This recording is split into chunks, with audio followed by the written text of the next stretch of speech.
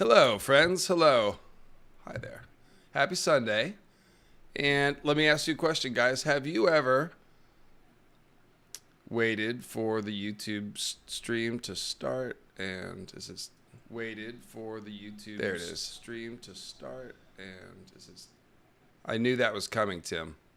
I knew that was coming, and I was ready for it. So, have you ever That's feel like I'm about to break out into song. I'm not, but thank you for watching my Pearl Jam cover, my Temple of the Dog Sheep Stealer cover. I mean my Nettles video. I appreciate that. Worked hard for that, and yeah, since the moment I went pretty hard this week. I went really hard. I doubled down and went harder, you know. And that's the thing about John Connington. Segue alert, segue alert. John Connington is he's ready to go harder. That is, so this is it. Okay, have you ever had a moment, I'm going to use a sports analogy. Let's say you get to the championship game and you lose. And let's say you lose for some sort of reason that you could look back and say, man, we just should have trained a little harder. We panicked in the big moment, you know, or something like that. And so the next off season, what do? You double down. You say, okay, we're going to train harder. We're going to be more fixed of purpose. It's not enough to be good. We are going to get back to that championship game, and we're going to win it this time. And when it comes down to that big moment, we're not going to be caught off guard and be not sure what to do. We're going to know exactly what we're going to do ahead of time. And when we get there, we're going to have the eye of the tiger. We're going to execute that thing, okay? That is John Connington, except for the eye of the tiger is like Tywin Lannister's psychopathy or insanity or malevolence, if you want to use a non-clinical term. I think malevolence is a good term. So basically, like we covered last week, and this is definitely piggybacking on the 6th Blackfire Winds of Winter predictions. This is the John Connington Winds of Winter predictions. They are similar, but overlapping. So we're going to read some John Conning today, and we're going to get into all the chaos that he's going to cause in King's Landing. But as we set up last week, Tim and I, so skillfully, mostly I asked Tim questions and he answered because he's the expert. But say hi, Tim. I should take a breath here and say hi to the folks.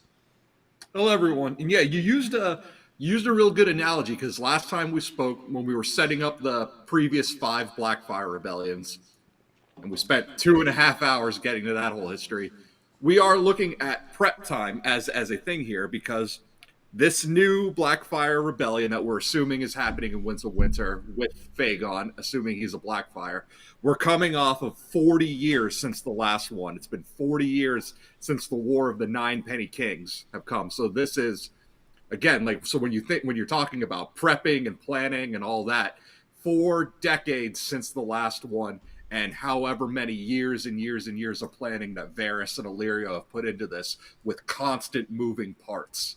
Like, this is not just going to be another Blackfire. This isn't going to be a hasty, sloppily put together one like the 4th is. It's going to be put down in a day. This is years and years and years in the making that we're getting to.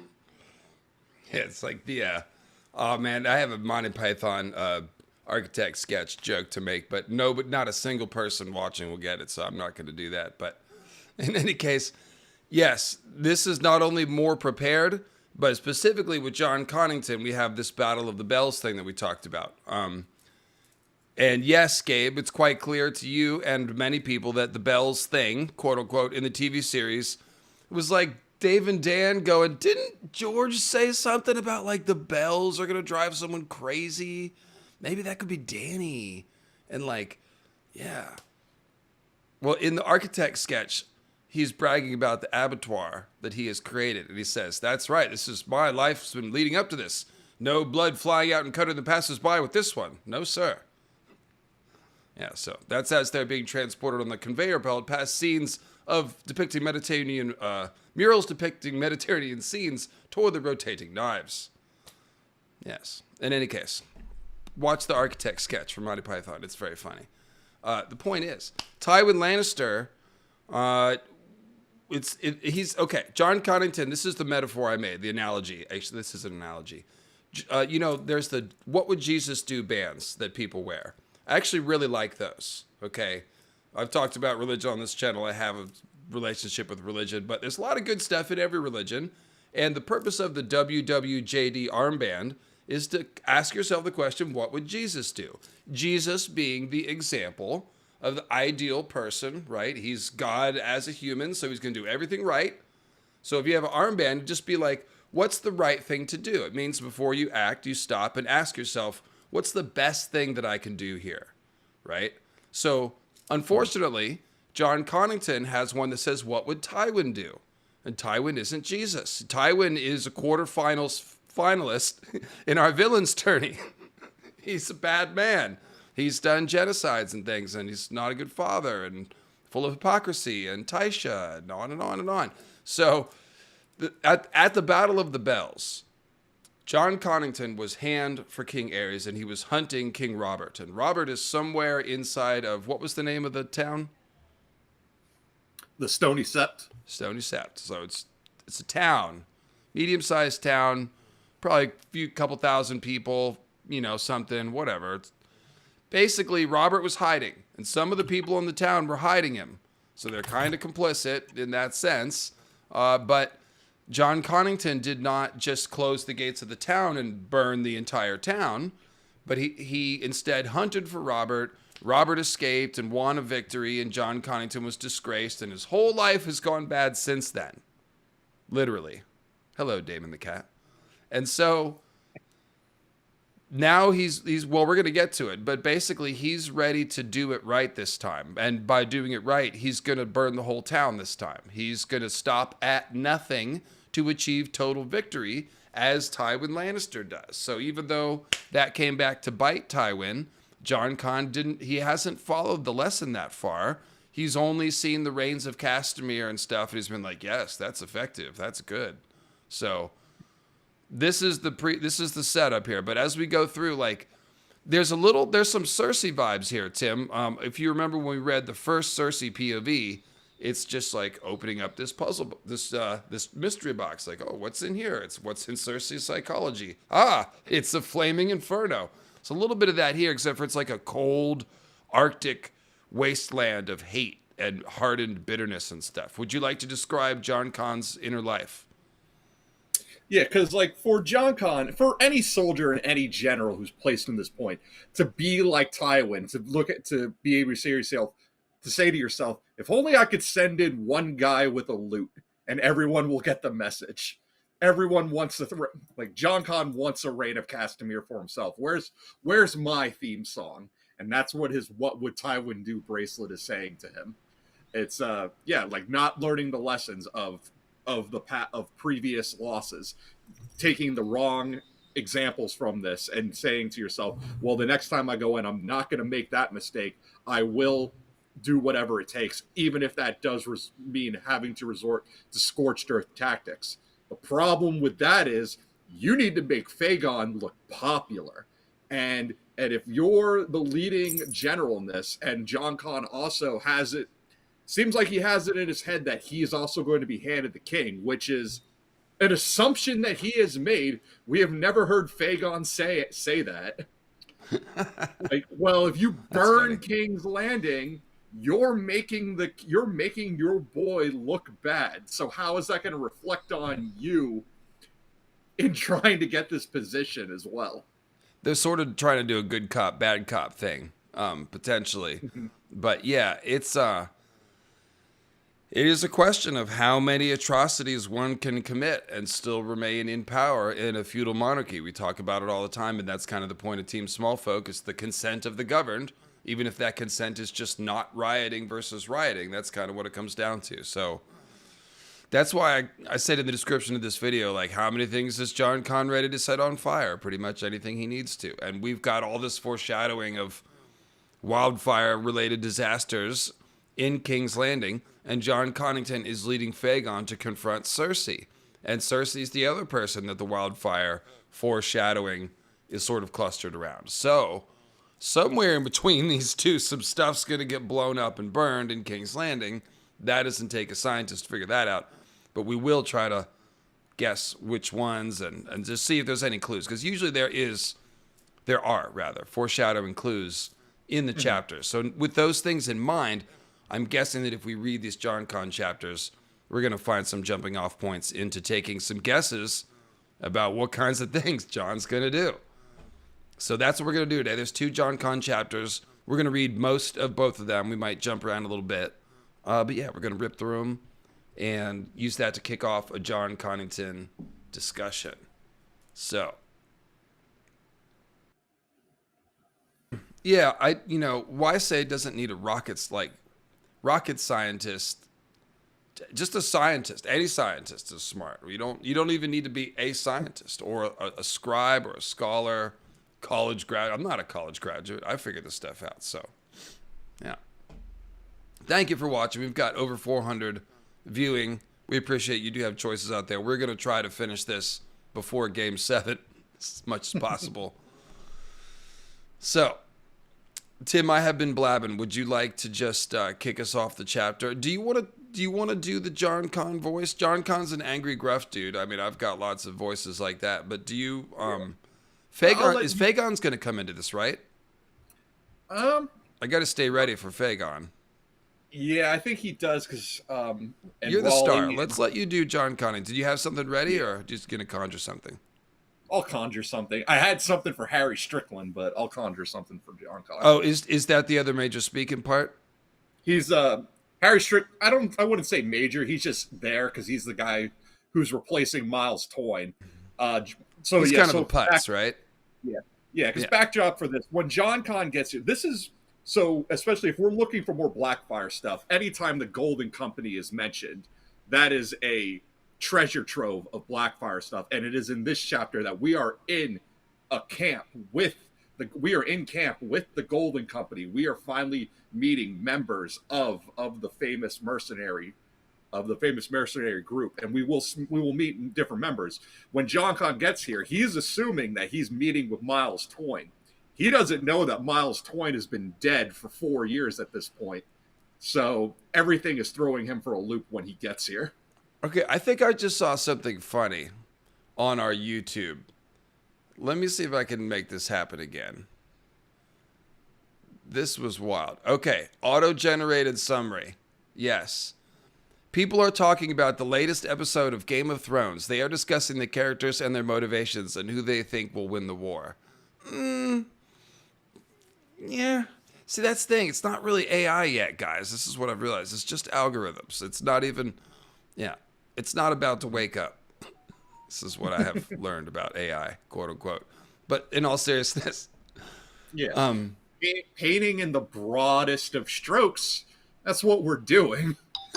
But yeah, it's not so much the latest episode. The latest episode of A Song of Ice and Fire. It's a 13-year-old episode. We're still discussing it. Christian Waweru with a cool idea. Do you think JonCon will give hooded hand vibes when the grayscale starts to creep up his face neck? What's the name of that guy? I know who he's talking about. What's his name? Rigo Draz, right? No, he's talking about Lannister. Actually, yeah, to mention it would actually be spoilers. Yeah, for us I guess. Yeah, okay. Yeah. Yes, that is a great guess. There's going to be a lot of dance parallels. We've identified Alan Cockshaw as a Connington parallel from Duncan Egg, but yeah, that makes sense. So, and welcome Stuart Rankin. So let's go back to the fans discussing the latest episode of A Song of Game and Thrones Dragon House. Okay, cool. And I just got a couple PayPals coming in. I appreciate you, PayPalers. But yes, okay, so Tim, I guess like I said, I'll let you take JonCon, and if we have to adapt it, I can do some JonCon too. He's just a bastard, So just think of somebody you resent, and just go to that place, and then I'm sure the voice will be there. Right. So the Lost Lord. It should not have taken this long, Griff told himself as he paced the deck of the Shy Maid. Had they lost Halden as they had Tyrion Lannister? Could the Volantines have taken him? I should have sent Duckfield with him. Halden alone could not be trusted. He had proven that in Stelhorse when he let the dwarf escape. The Shy Maid was tied up in one of the meaner sections of the long, chaotic riverfront, between a listing pole boat that had not left the pier in years and the gaily painted mummers' barge. The mummers were a loud and lively lot, always quoting speeches at each other and drunk more often than not. That sounds like my kind of crew, just drinking and making references to things. I'd be part of the mummers' barge. The day was hot and sticky, as all the days had been since they left the Sorrows. A ferocious southern sun beat down upon the crowded riverfront of Volan Terrace, but heat was last and least of Griff's concerns.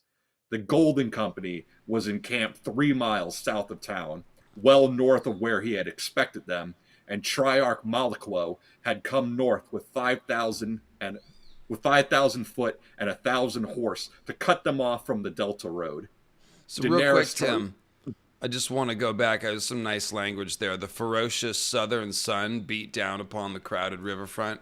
The Golden Company kind of is the ferocious sun. Like they are a fighting company made of gold. You know, the gold is always a sun symbol, and their symbol are these skulls. They're gilded skulls, and it's beneath the gold, the bitter steel. So it's like it looks like a sun, but it's a bitter warmth that we're giving you. A black fire, if you will, a corrupted fire, ferocious sun, Golden Company. This feels all like the same sort of vibe here. I just wanted to point that out. Yeah. But yes, proceed. Daenerys Targaryen remained a world away, and Tyrion Lannister, well, he could be most anywhere. If the gods were good, Lannister's severed head was halfway back to King's Landing by now, but more like the dwarf was hale and whole and somewhere close, stinking drunk and plotting some new infamy. Where in the seven hells is Halden? Griff complained to Lady Lamore. How long should it take to buy 3 horses? She shrugged. My lord, wouldn't it be safer to leave the boy here aboard the boat? Safer, yes. Wiser, no. He is a man grown now, and this is the road that he was born to walk. Griff had no patience for this quibbling. He was sick of hiding, sick of waiting, sick of caution. I do not have time enough for caution. We have... it's Lamore. We have gone to great lengths to keep Prince Aegon hidden all these years, Lamore reminded him. The time will come for him to wash out his hair and declare himself, I know. But that time is not now. Not to a camp of sellswords. If Harry Strickland means him ill, hiding him on the shy maid will not protect him. Strickland has 10,000 swords at his command. We have duck. Aegon is all that could be wanted in a prince. They need to see that, Strickland and the rest. These are his own men. His, because they're bought and paid for. 10,000 armed strangers, plus hangers-on and camp followers. All it takes is one to bring us all to ruin. If Hugor's head is worth a lord's honors, how much will Cersei Lannister pay for the rightful heir to the Iron Throne? You do not know these men, my lord. It has been 12 years since you last rode with the Golden Company, and your old friend is dead. Blackheart.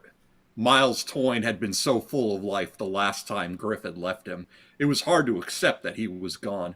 A golden skull atop a pole, and homeless Harry Strickland in his place.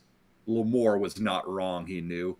Whatever their sires or their grandsires might have been back in Westeros before their exile, the men of the Golden Company were sellswords now, and no sellsword could be trusted. Even so. So this is, okay, Tim, going back to the ferocious sun thing, it occurs to me this is specifically a Mesoamerican ferocious sun. Of course, Mesoamerican mythology is known for having many sun gods, which devour each other generally. And instead of, we're all familiar with like the Holly King and Winter Oak King and the cycle of the seasons. Well, in Mesoamerican mythology, it's more like every so many thousand years, one of the suns gets tired or expired or something, and a new god kills them and becomes the new solar god. And it happens, I think we're in the 5th sun now or something like that. So this sounds a lot like, and this is where the Lion of Night idea, one of the suns is a night sun. And that is, Oh, I can't believe I forgot the name. It's been so many years. We're going to go back to some old mythical astronomy after the House of the Dragon season, guys. But one of the Aztec suns is a night sun. It's it's represented by a black jaguar, and that is the inspiration for the Lion of Night. So basically, when you have this series of spears with the skulls on poles and they're gilded, they each represent a commander of this company. So every time a commander dies, a new one takes its place. And so these suns, these golden skulls, it's like seeing a series of the old suns, like a path. And now we got the new one. And they just highlighted that by saying his friend is dead and there's a new golden skull in its place. So it's the jaguar god of I'm going to look it up. Hang on. Go ahead, Tim. I looked it up. I could not pronounce it. Tezcatlipoca. Tezcatlipoca, I think. Yeah. Tezcatlipoca. Yeah, that's that. And what's the description? What's the first two lines of the description? A central deity in Kazakh religion. He is associated with a variety of concepts, including the night sky, hurricanes, obsidian, and conflict. One of the four sons of other really hard names to pronounce. The primordial, his main, involved involved human sacrifice. His symbol is a black jaguar, god of providence, the invisible and darkness, lord of the night, lord of the night and ruler of the north. So there you go. That's your Lion of Night inspo. I pretty much had that right. I'm pretty proud of myself. Anyways, So yeah, I just wanted to refer. I think that is what George is referring to here, with the skulls being repeated and the ferocious sun and the golden company. Like, it all fits together pretty well. So, and it also ties them into loosely the theme of the evil sun of the long night, the poisoned sun or the sickened sun, the corrupted season. You know, it ties them into that. What are you laughing at? Chat saying we're just describing Damon the cat. You're the Lord of the Night, Damon. You're the Lion of the Night. Yeah, he's Tezcat. You need to call him Tezcat for short. That would be a good name, Tezcat.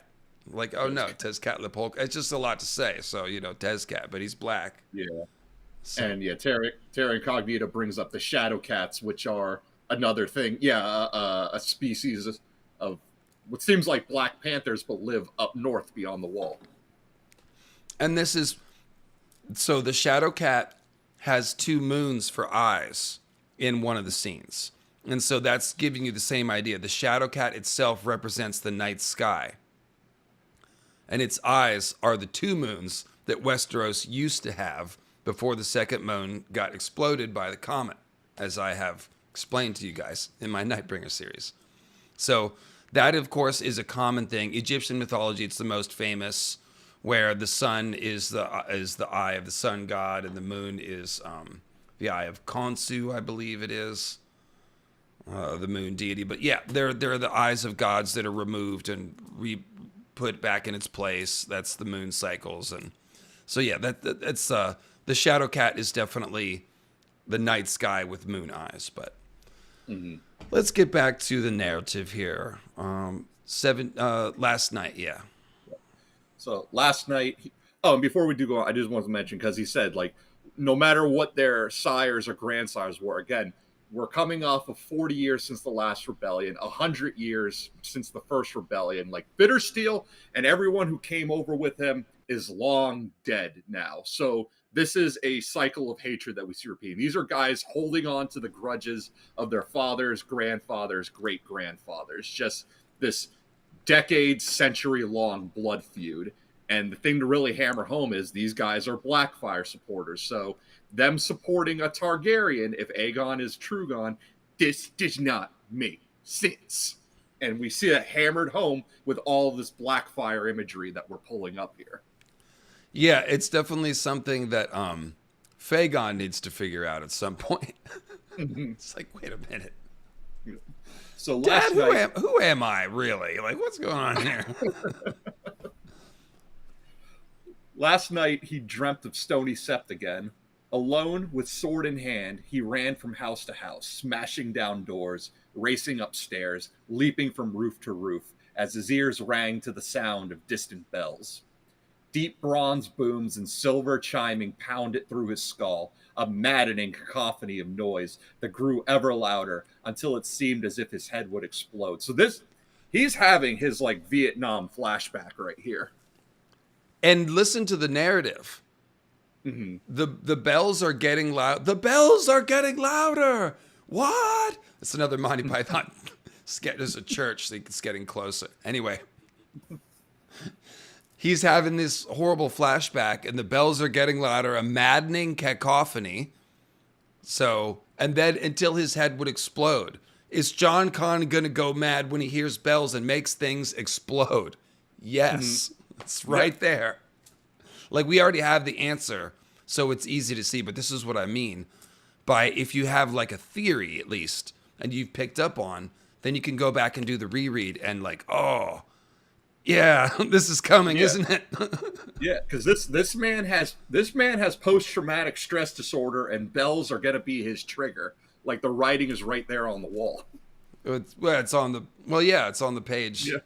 It's vertical at my house, so that's kind of like a wall. But yes, there it is. So 17 years had come and gone since the Battle of the Bells, yet the sound of bells ringing still tied a knot in his guts. Others might claim that the realm was lost when Prince Rhaegar fell to Robert's warhammer on the Trident, but the Battle of the Trident would never have been fought if the Griffin had only slain the stag there in Stony Sept. The bells told for all of us that day, for Aerys and his queen, for Elia of Dorne and her little daughter, for every true man and honest woman in the Seven Kingdoms, and for my Silver Prince.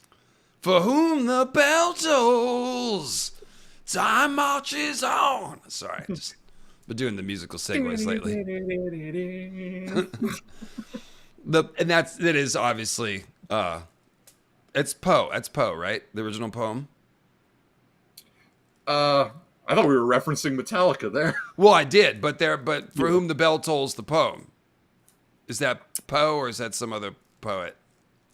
I'm really bad with knowing I like poetry, but it is Edgar Allan Poe. Okay, very good. Thank you.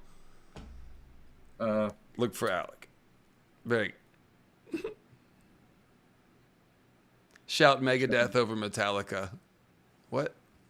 The bells is Poe. Okay. We should check out the lyrics, actually. I bet you there's like JonCon vibes in the poem itself. Why don't you keep reading and I'll pull up the poem. Okay. Oh, no, it's my line. Sorry. We'll look it up in a second. Talking now. And for my Silver Prince. Okay. Did you read the Silver Prince bit? Yeah, and for my Silver Prince. Okay, so that's the first clue right there. And for my Silver Prince. Like, that's poetic language he's using about someone that he is very fond of. They were just friends. There's nothing deeper than that to look for. No, he's gay for Rhaegar. He's gay for Rhaegar, as we all are, but he's actually gay for Rhaegar. So, welcome Jenny of Old Stones, who has found a workaround and is back in full commenting capacity. Very, very glad to have that behind us, Jenny, and glad to have you back in our community. So, the plan was to reveal Prince Aegon only when we reached Queen Daenerys, Lamore was saying. That was when we believed the girl was coming west. Our Dragon Queen has burned that plan to ash, and thanks to that fat fool in Pentos, we have grasped the she-dragon by the tail and burned our fingers to the bone. Illyrio could not have been expected to know that the girl would choose to remain in Slaver's Bay. No more than he knew that the Beggar King would die young, or that Khal Drogo would follow him into the grave. Very little of what the fat man has anticipated has come to pass. Griff slapped the hilt of his longsword with a gloved hand. I have danced to the fat... I love it, like, it's every time he says it, it's George just using humor about himself, about, like, yeah, this story has gotten away from me. I have danced to the fat man's pipes for years, Lamore. What has it availed us? The prince is a man grown. His time is. I'm This is sorry. We're just going to pause this again. This super chat broke my heart. Got a lot of catching up to do. Been at boot camp for 6 months. Any update on Winds of Winter? No. no. And also, since I have, there are a certain percentage of our watchers who are lit majors, and they are squirming, desperately waiting for me to correct my mistake. It's not Edgar Allan Poe. It is John Donne, Donne. A couple people in the chat said that. John Donne, For Whom the Bell Tolls. It's a very short poem, so we shall read it. No man is an island, entire of itself. Each is a piece of the continent, a part of the main. If a clod be washed away by the sea, Europe is the less, as well as if a promontory were, as well as if a manor of thine own, or of thine friends were. Each man's death diminishes me, for I am involved in mankind. Therefore, send not to know for whom the bell tolls. It tolls for thee. Well, that's cool. It's also a book by Ernest Hemingway. And it's pronounced Dunn, John Dunn. There we go. Teamwork. Thank you, guys. So I'll get you that question in a second, Christian. So essentially, yeah, the meaning of the poem is obvious. We're all connected. Every death diminishes every one of us. So in a way, it almost doesn't matter who it is. Every death is important. So that's nice. I like that. Melancholy, but touching. So the bell, yeah, John Connington is not, I don't think he's feeling that. He's not connected to the greater humanity, unfortunately. So, his time is Griff. Oh, that's Yandri. Yeah. Okay, let me think about this. Hang on. It's just a quick line. It doesn't have to be anything special. Yeah. Griff, Yandri called loudly, above the clanging of the mummer's bell. It's Holden. So it was. The half-maester looked hot and bedraggled as he made his way along the waterfront to the foot of the pier. Sweat had left dark rings beneath the arms of his light linen robes, and he had had the same sour look on his face as at Selhorry's, when he returned to the shy maid to confess that the dwarf was gone. He was leading 3 horses, however, and that was all that mattered. Bring the boy, Griff told Lamore. See that he's ready. As you say, she answered, unhappily. So be it. He had grown fond of Lamore, but that did not mean he required her approval. Her task had been to instruct the prince in the doctrines of the faith, and she had done that. No amount of prayer would put him on the Iron Throne, however. That was Griff's task. He had failed Prince Rhaegar once. He would not fail his son, not whilst life remained in his body. Halden's horses did not please him. Were these the best you could find? He complained to the half-maester. They were, said Halden in an irritated tone, and you had best not ask what they cost us. With Dothraki across the river, half the populace of Volan Terrace has decided they would sooner be elsewhere, so horseflesh grows more expensive every day. Okay, hold on. That's a tremendous Halden half-maester voice. That is great. And you can support the program with Super Chats or PayPals. If you have more than like $20 to send me, then do it with PayPal, because I get more of it. But otherwise, it's all good. The Super Chats are fun. And I'd like to shout out Kelly Johnson, who sent in a PayPal and asked, who's the biggest emo regret person? Is it Barbary Dustin, Sir Barristan, or John Connington? I like the Barristan comparison. Dustin is more about she's resenting other people. Yeah, it's Connington. It's definitely Connington. Mm-hmm. And also thank you to June. So, but okay. What were we just saying? So you're doing a great Holden voice, but yeah. I was going to make a point. What was it? Oh, yes. He had failed Prince Rhaegar once. He would not fail his son, not whilst life remained in his body. So he doesn't have grayscale yet. So that is another foreshadowing language. And this is a writing lesson. Like, George is doing foreshadowing all the time. And even if you don't catch it, it sort of still makes sense when things happen. Whilst life remained in his body. The life is literally going to like leach out of his body slowly, like a countdown. And he's going to be trying to work harder and faster to put Fagon on the throne as he's turning into a statue. So that's literally what he's going to do. Yeah. Yeah. Then chat was asking about PayPal. So did you get any? Are you getting alerts for those that you want to cover quick?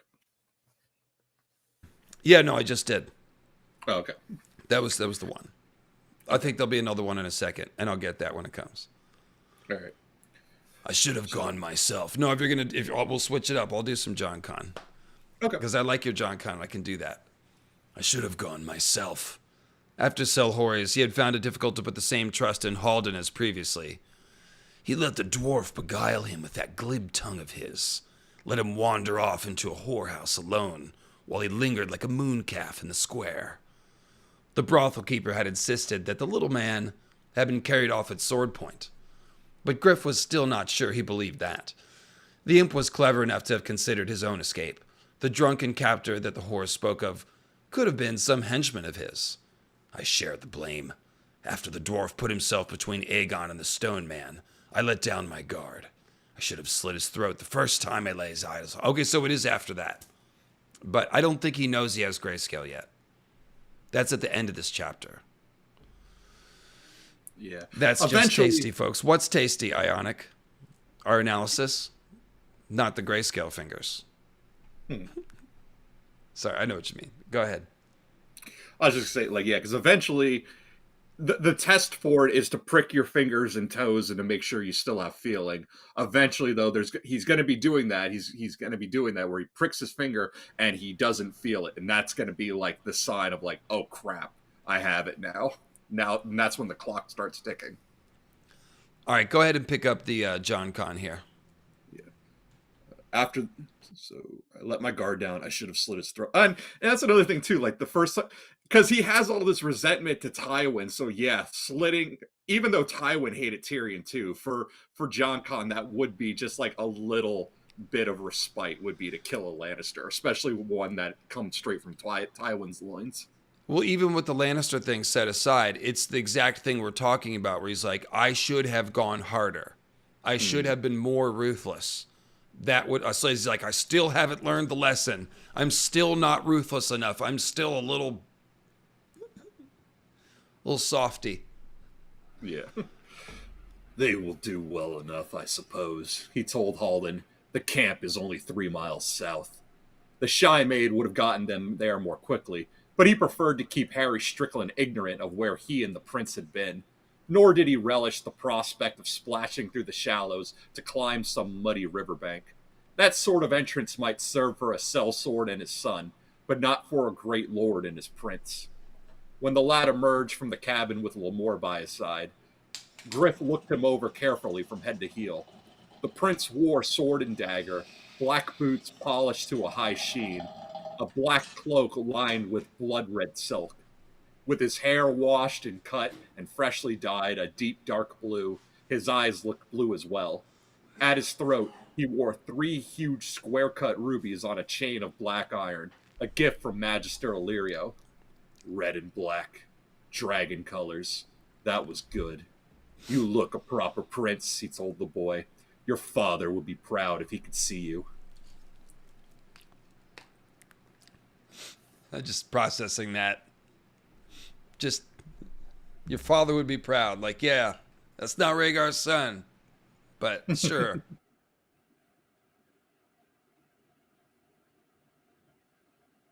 Excuse me, guys. I'm still got a little congestion I'm trying to work out here. All right. So this is... Let's talk about rubies for a second. Rubies obviously are used for Melisandre's glamour. But I don't think every ruby is a glamour, right? Like, no. Like there's rubies on Aegon's crown. I don't think that's a glamour. Maybe there is.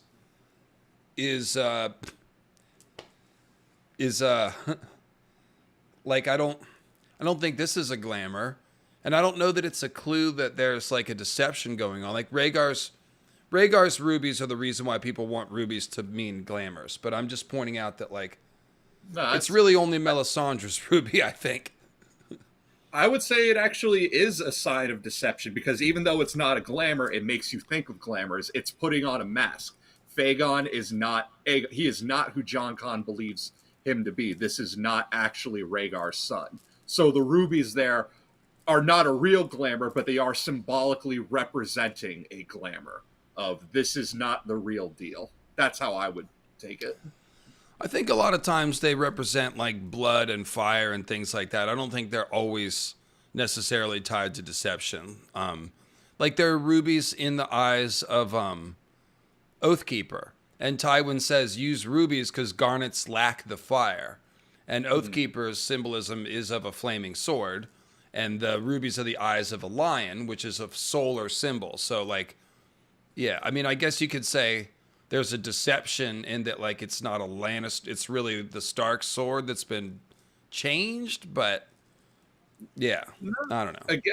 Again, with going on deception, though, it plays up, too, with the fresh dye of the blue hair because it makes his eyes look blue. The whole point of the blue hair dye is to distract from the purpleness of his eyes. But then later, when we get to the next JonCon chapter, when Phaegon has washed the dye out and is having his silver platinum blonde hair, JonCon will notice his eyes aren't as purple as Rhaegar's. And he'll kind of have this moment of like, they still look blue. Have they always been? A very dark blue, granted, but still, it's like, they aren't full purple. So no, I'd still say the rubies here are meant to be a symbol of deception. Well, there you go. Let's see here. So you look at Proper Prince. Young Griff ran his fingers through his hair. I'm sick of this blue dye. We should have washed it out. Soon enough. Griff would be glad to go back to his own true colors too. Though his once red hair had gone to gray, he clapped the lad on the shoulder. Shall we go? Your army awaits your coming. Oh, and I do want to point out, too, so JonCon is also dyeing his hair blue as well. And we've talked about, like, the meshing of red and blue. I talked about this a lot, too, every time Tyrion comes up and drinks the purple wine or has the blackberry wine with Illyrio, relating that back to Weirwood Paste and Shade of the Evening. So JonCon's dyeing his red hair blue, but red and blue make purple. So this is another meshing of those lines, blurring of the red and the blue. So if we're gonna talk symbolism of these two, let me, I guess we already did. There is JonCon and Phaegon both have the same symbolism, which is from ice to fire. Okay, They are dyeing themselves blue, but then they are manifesting as red and fiery. So the griffin is a fiery animal. It's a modified dragon, essentially. And calling the chapter The Griffin Reborn is a play on the Dragon Reborn. And Connington, of course, sweats the dragon, if you will, and is raising a dragon. So that's all easy to see. And same with Phaegon. He is got all this blue dye to sort of hide who he is. But underneath, he is, the dragon. He's popping out. And Jon Snow, similarly, he is a dragon hidden under the snow, as the line double reference in Game of Thrones indicates. He is hidden. He's the hidden, crouching tiger, hidden dragon. And he eventually will probably gain some fire magic when he is resurrected, in part by Melisandre. That's whatever happens there. Flaming sword. So he's going to have dragon identity as well as fire magic increasingly coming into his plot. So rough parallels there in terms of the symbolic journey.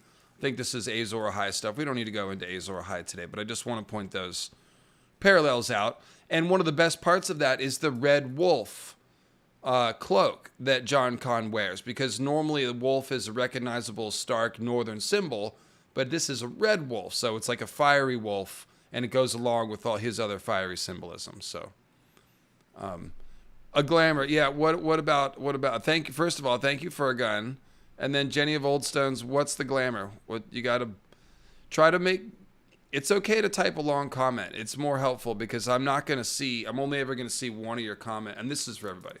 I'm only ever going to see one of your comments. I'm not going to follow like three of them. So Yeah.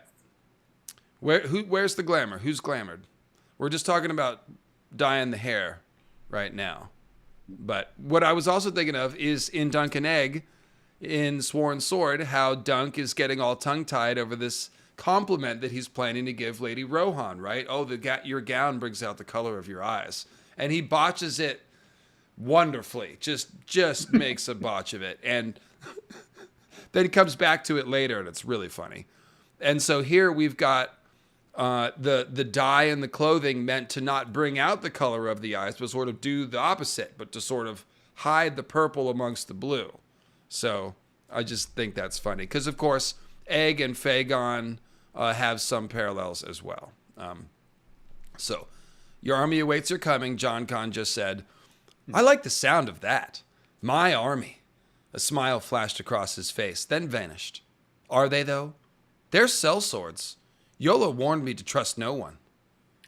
There is wisdom in that, Griff admitted. It might have been different if Blackheart still commanded. Miles Toyne was 4 years dead, and homeless Harry Strickland was a different sort of man. He would not say that to the boy, however. That dwarf had already planted enough doubts in his young head.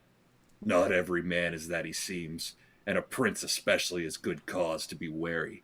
But go too far down that road, and the mistrust can poison you, make you sour and fearful. King Eris was one such. By the end, even Rhaegar saw that plain enough. You would do best to walk a middle course. Let men earn your trust with leal service. But when they do, be generous and open-hearted. The boy nodded. I will remember. They gave the prince the best of the 3 horses, a big gray gelding so pale that he was almost white. Griff and Halden rode beside him on lesser mounts. The road ran south beneath the high white walls of Voluntaries for a good half-mile. Then they left the town behind, following the winding course of the Rhine, through the willow groves and poppy fields, and past a tall wooden church 1.5 speed wooden windmill whose blades creaked like old bones as they turned. They found the Golden Company beside the river as the sun was lowering in the west. It was a camp that even Arthur Dane might have approved of. Which is striking, of course. Sellsword companies, they don't all have the best order, but here this is why Arthur Dane would have been proud. Compact, orderly, defensible, a deep ditch had been dug around it with sharpened stakes inside. The tents stood in rows with broad avenues between them. The latrines had been placed beside the river so the current would wash away the wastes. The horse lines were up to the north, and beyond them, 24 elephants grazed beside the water, pulling up reeds with their trunks. Always nice to have some of that. Griff glanced at the great gray beasts with approval. There is not a warhorse in all of Westeros that will stand against them. Tall battle standards of cloth of gold flapped atop the lofty poles along the perimeter of the camp. Beneath them, armed and armored sentries walked their rounds with spears and crossbows, as I realized I didn't need to have my monitor like this high, watching every approach. Griff had feared that the company might have grown lax under Harry Strickland, who had always seemed more concerned with making friends than enforcing discipline. But it would seem his worries had been misplaced. Go ahead and pick it up. Yeah. Oh, I also just want to point out because Fagon riding a gelding so pale it's almost white. He's riding the horse of death, and he will come riding a pale horse. Yes. Yeah, riding a pale mare. At the gate, Halden said something to the sergeant of guards, and a runner was sent off to find a captain. When he turned up, he was just as ugly as the last time Griff had laid eyes on him. A big-bellied, shambling hulk of a man, the sellsword had a seamed face crisscrossed with old scars. His right ear looked as if a dog had chewed on it, and his left was missing. Have they made you a Captain Flowers? Griff said. I thought the Golden Company had standards. It's worse than that, you bugger, said Franklin Flowers. They knighted me as well. He clammed Griff by the forearm, pulled him into a bone-crushing hug. You look awful even for a man's been dead a dozen years. Blue hair, is it? When Harry said you'd be turning up, I almost shit myself. And Halden, you icy cunt. Good to see you, too. Still have that stick up your arse. He turned to young Griff. And this would be... My squire. Lad, this is Franklin Flowers. The prince acknowledged him with a nod. Flowers is a bastard name. You're from the Reach. Aye, my mother was a washerwoman at Cider Hall till one of my lord's sons raped her. Makes me a sort of brown apple Fossaway, the way I see it. Flowers waved them through the gate. Come with me. Strickland's called all the officers to his tent. War council. The bloody Volantines are rattling their spears and demanding to know our intentions. The men of the Golden Company were outside their tents, dicing, drinking, and swatting away flies. Griffer wondered how many of them knew who he was. Few enough. 12 years is a long time. Even the men who'd ridden with him might not recognize the exile lord John Connington, of the fiery red beard and the lined, clean-shaved face and dyed blue hair of the sellsword Griff. So far as most of them were concerned, Connington had drunk himself to death in lease after being driven from the company in disgrace for stealing from the war chest.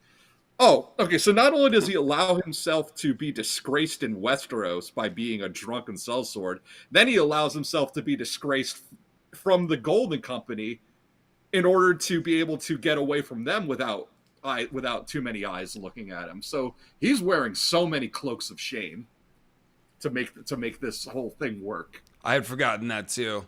And let me go back to this super chat that I had forgotten about from Christian. What could be the sitch in King's Landing when Jon arrives? Would be cool if there's an unlikely event that necessitates the bells tolling when they get there. Well, we're going to get to that, Christian. That's kind of the question that's hanging over this. So we're looking for anything that's going to kind of tip us off in that direction as we go. And then Mike Boy says thank you for all the layered symbolism, George Martin, and also to us for teasing it out. Let's see, where are we? Oh yeah, you just stopped at War Chest. Yeah. The shame. Oh, and then someone's in the chat. They're asking like, will a bad apple spoil the bunch? Because Franklin Flowers has introduced himself as the brown apple, and then in the last Blackfire, in the War of the Nine Penny Kings, the Band of Nine. One of the members there was a man named Derek Fossaway, who was known as the Rotten Apple. So, yes, it is very possible that Didn't bad they apples swear their oaths around a tree in Dorne somewhere? A tree of crown. Okay. Yeah. That's Yep. So yeah, there was a Fossaway in the Band of Nine. So the bad apple thing is a long time running here, ever going all the way back to Dunk and Egg, when the one Fossaway betrays Dunk, and then that's when we get the establishment of the Green Apple branch of Fossaways. We've had a number of bad apples. Yeah, there might be some Garden of Eden stuff going on with some of that too. So the shame of the lie still stuck in his craw, but Varys had insisted it was necessary. We want no songs about the gal in exile, the eunuch had tittered in that mincing voice of his. Those who die heroic. Sorry, no, Kelly's asking the right question here. He's saying, do you think a future Fossaway betrayal is foreshadowed by what happened in Dunk and Egg, or is that reaching too far? No, I guess we're saying that it's not. So you think maybe we should keep an eye on Flowers here? Yeah. The sort of boisterous, swaggery, like those, sometimes that can be a nice cover for, duplicitous nature. Yeah. Honestly, I think we need to keep an eye on a lot of these Golden Company guys, but Fossaway, or Franklin Flowers, he will say, like, as long as I get to kill Fossaways, I'll be happy. So we'll see. Maybe something will happen. But okay.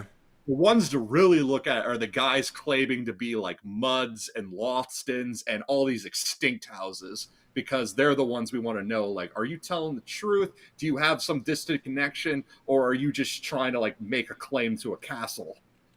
But, yeah, the Golden I think all the Golden Company members are very interesting in their own way. Cool. So those who die heroic deaths are long remembered, thieves and drunks and cravens soon forgotten. What does a eunuch know of a man's honor? Griff had gone along with the spider scheme for the boy's sake, but that did not mean he liked it any better. Let me live long enough to see the boy sit the Iron Throne, and Varys will pay for that slight, and so much more. Then we'll see who's soon forgotten. And this is what I was talking about last time, like the lengths we're willing to go to for the people we love. I just like that he's even like got hate and resentment and revenge ideas for the people that he's working with, let Mm-hmm. alone his enemies. The Yeah, Captain General's tent was made of cloth of gold and surrounded by a ring of pikes topped with gilded skulls.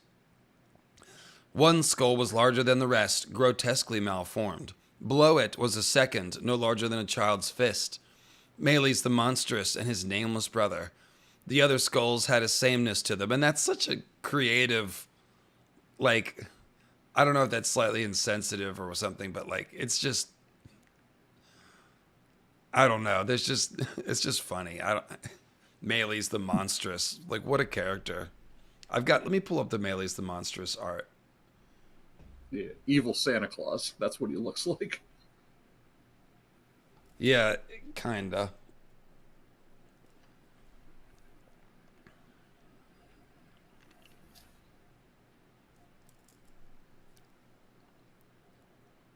Oh, it's Maelys, right? Yeah, Maelys. Yeah, okay. This is pretty cool. Who's he killing there? His cousin Damon. That's another Damon Blackfire. We don't know from what line, but Meles kills him in order to take the position of Captain General. I So see. yeah, so Meles' whole thing about him is that he's viewed as a kinslayer, and he ultimately is because he kills his cousin. But the idea is that he was a kinslayer from birth because he absorbed his twin in the womb, which is this is a very real thing that can happen. Vestigial twins, where one doesn't survive, but appendages can still form on the surviving twin. So it's like a dead head. Mm. That's so gnarly. And of course, here's Bittersteel and the Golden Company. I thought I had one of the encampment with the skulls. Maybe it's got some creative name. Ah, I found it. Okay. I don't have a lot of art for this, but here's what I got. And I'll give you the artist name in a second. This is Beneath the Gold, the Bitter Steel by Uruki Saki. And so here is the whole crew. There's Tyrion. I guess that's Fagon on the left. The hair looks kind of brown. It's supposed to be blue, but it's just in the shadow. Yeah. There's It's like Connington. this is like an imagining of a game of Savas where the pieces become real. That's what the art's depicting. Yeah, kind of so. Yeah, that's pretty cool. So that's by Uruki Saki. This one is by Mark Simonetti, and this is Mike Hallstein.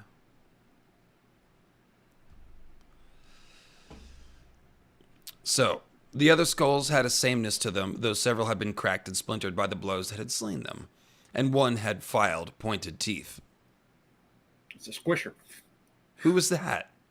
We don't know, but after Meles dies and the male line of Blackfires is extinguished, that's when the next commander general. So the commander generals for the past 40 years have been non-Blackfires. Like from the time of, we get the sense that from the time of Bittersteel until Meles, that this was like always a Blackfire position. But for the last 40 years, it's been non-Blackfires, and we're given this implication that one of these commander generals had squisher features. The filed pointed teeth is a Thousand Island thing. How did that happen? I'm genuinely baffled. Is there any other information about that? No, I think George is just sneaking it in there. He's gonna gardener that shit in later. Oh yes, everyone knows there was a. Have we seen any Ironborn among the Golden Company? Not that we know of, but again, the guys of the Golden Company are allowed to choose their own names. There's always the potential for there to be like anytime George needs to insert something, he can always just create a new Golden Company soldier and give them a name that may or may not be the name of any house that he needs to be referencing just to make us question it. And that's why another thing I've pointed out too when it comes to the Golden Company is these guys that are taking the Westerosi names like Fossaway and Peak or Extinct Houses, but none of them are ever claiming to be High Lords. There's no Starks, there's no Lannisters, there's no Greyjoys, there's no real prominent houses among the Golden Company. They're always like these C and D list names. There's a couple of Pikes, Clowny Brown is saying. And also, I'm proud of the chat. Several people were like, the Squishers are everywhere. Yes. Yes, they are. Yes, they are. Well, that is funny. I hope we get a story for that. Yeah. And it's, like, is that a King's Landing survivor who learned how to talk instead of going the biter route? Or, like, what is that? Yeah, because the Golden Company, in the century that they've existed, they've gone from being just a pure Westerosi house. There are Summer Islanders in the Golden Company. There are people from the Free Cities. Like, they very much are like a very everyone from around the world can join the Golden Company. It's just a matter of how good are you. Do you? No, I was going to say everyone around the world can join the cult of the Squishers. That is true, and there's a ton of them in my chat. They're everywhere. So.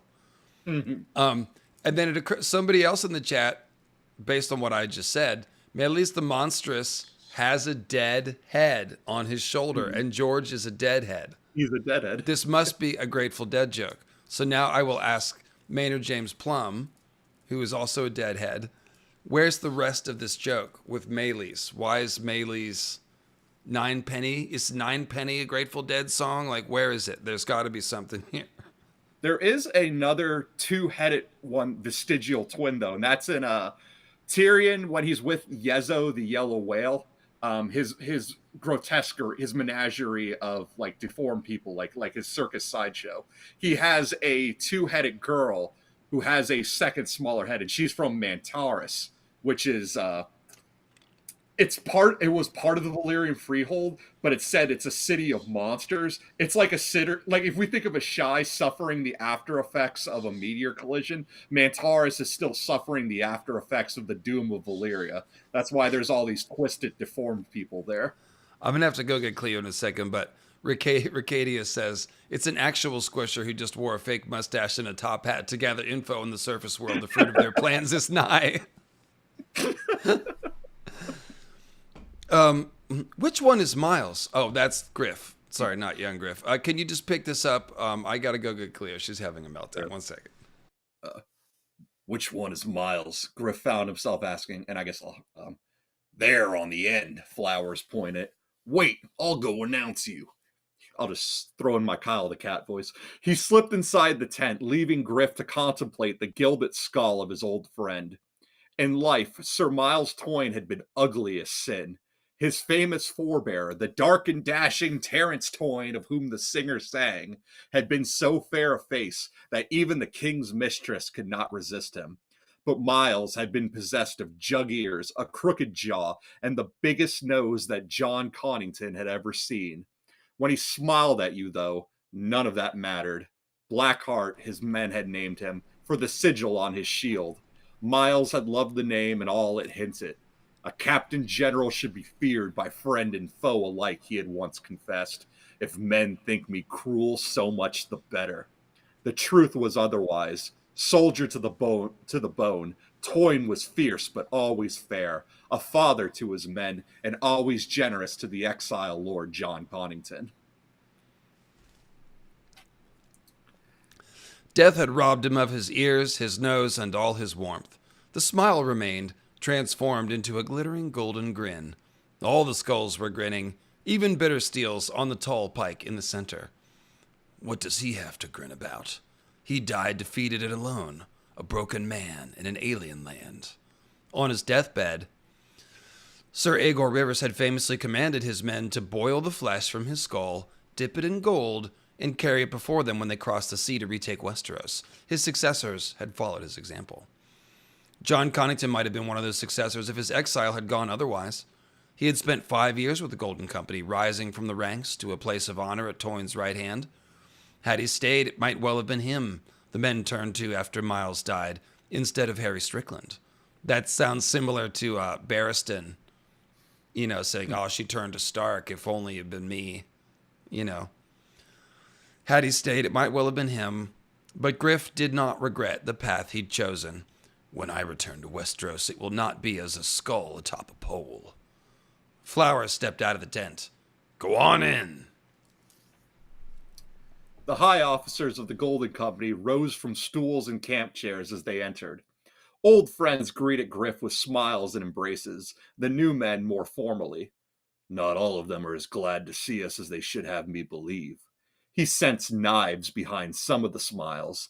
Until quite recently, most of them had believed that Lord John Connington was safely in his grave, and no doubt many felt that was a fine place for him, a man who would steal from his brothers in arms. Griff might have felt the same way in their place. Yeah, so some of these newer guys who don't know the truth, they think that he did steal from the coffers.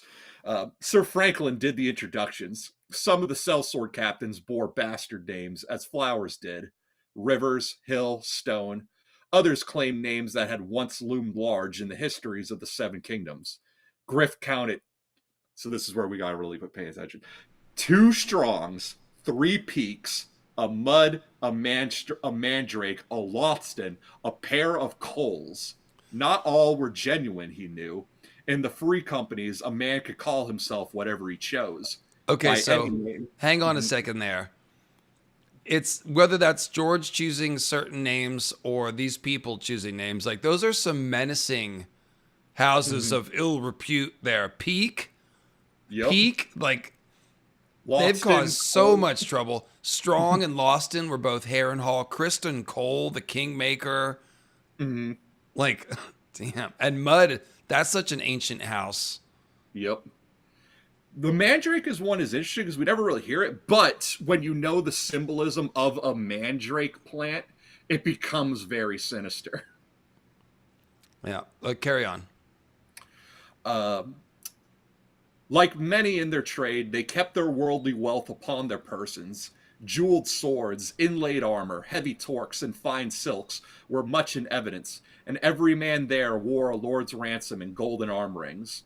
Each ring signified 1 year's service with the Golden Company.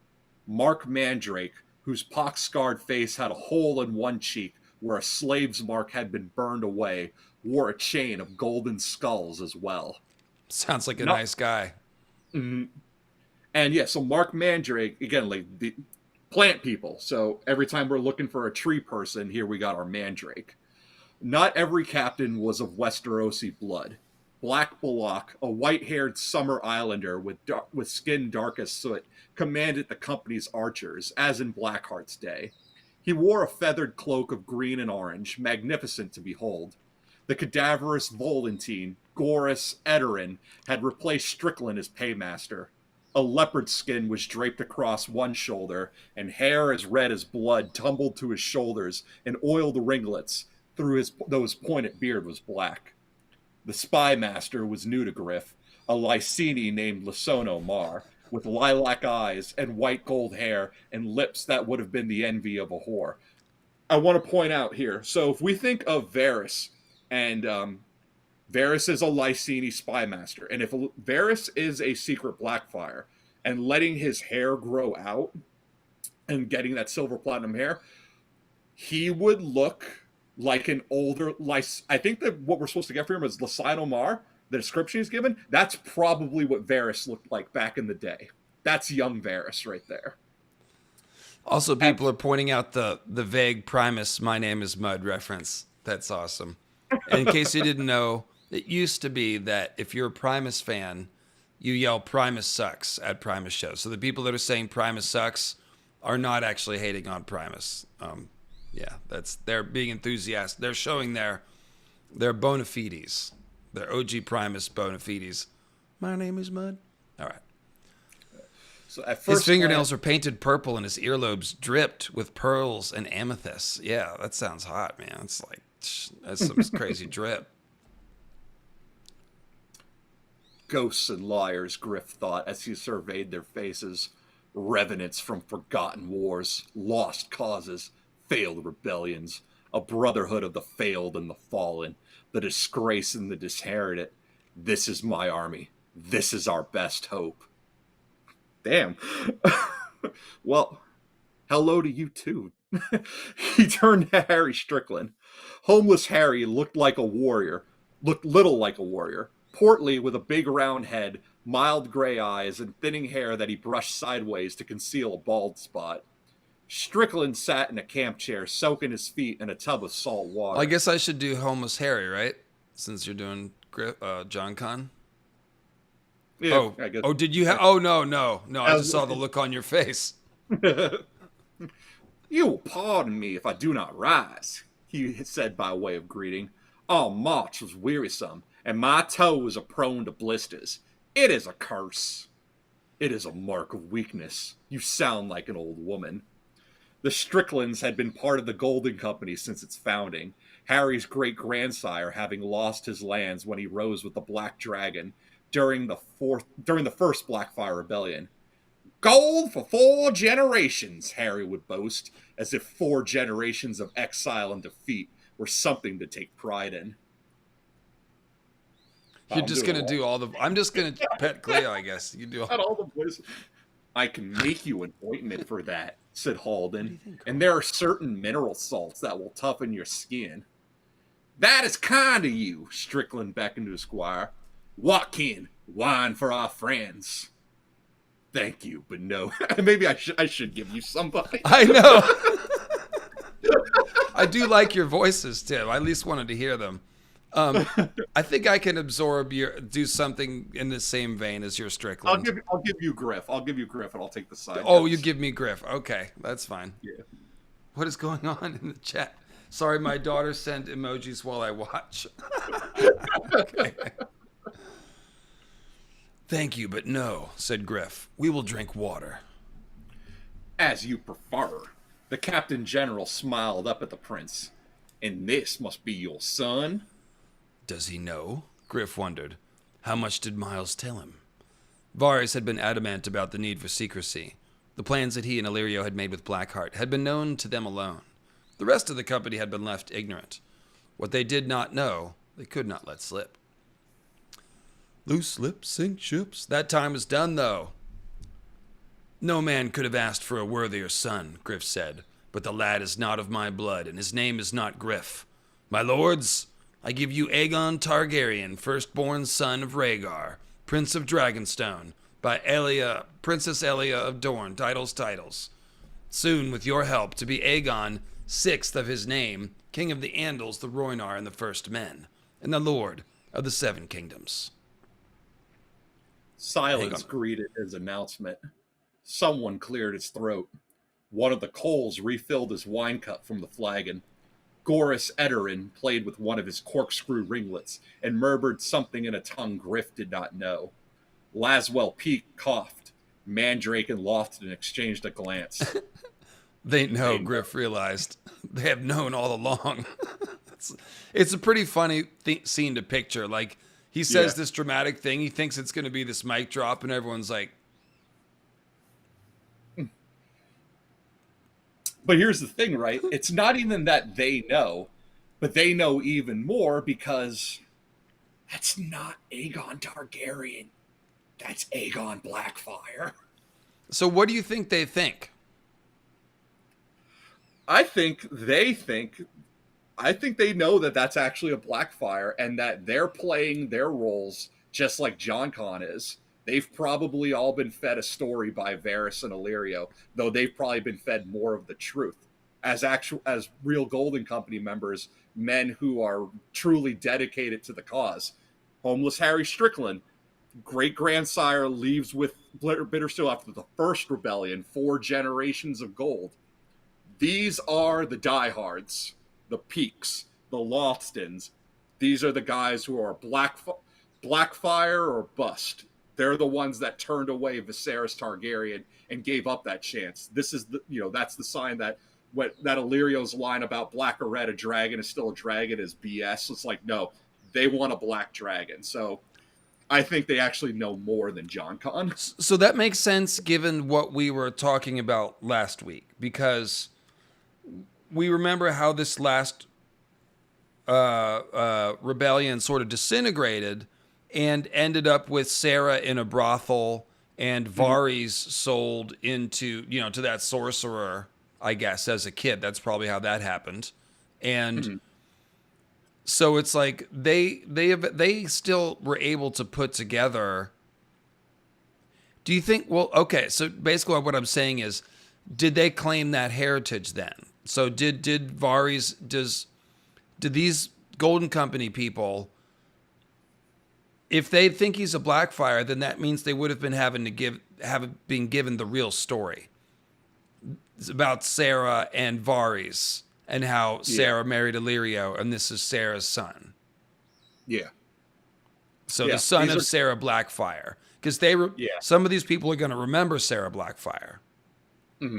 These are guys. Yeah, we can assume that. I think we can assume these are guys who know the truth. And I said the key, the linchpin holding that all together right there is Harry Strickland and his family's history. That the Stricklands have been here since the beginning.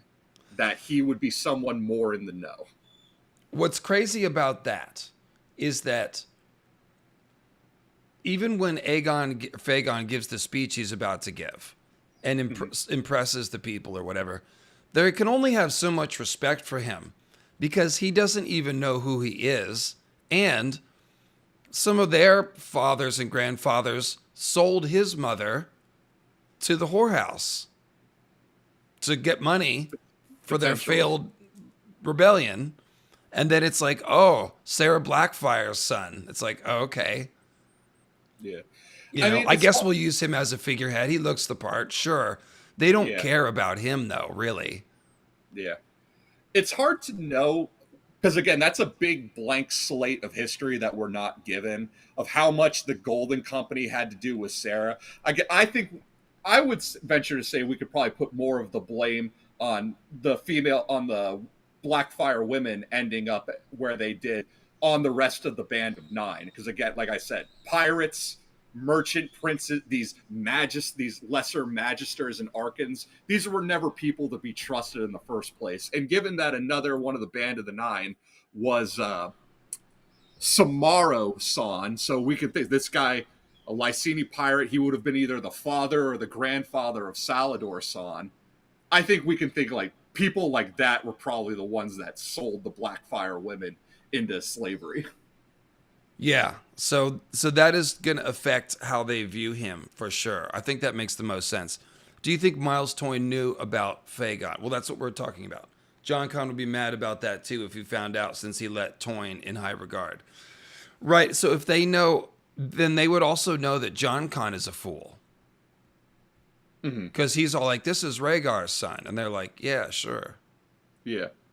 Because they're looking at him like, you idiot, you don't even know. And you're and yet you're going about all of this, letting these horrible things be said about you. And it's all for a lie. Like, they're putting the horns on him. That's pretty funny. This is it's a big joke and you're not in on it. So he's sitting there going, oh, they all know. And it's like, except you.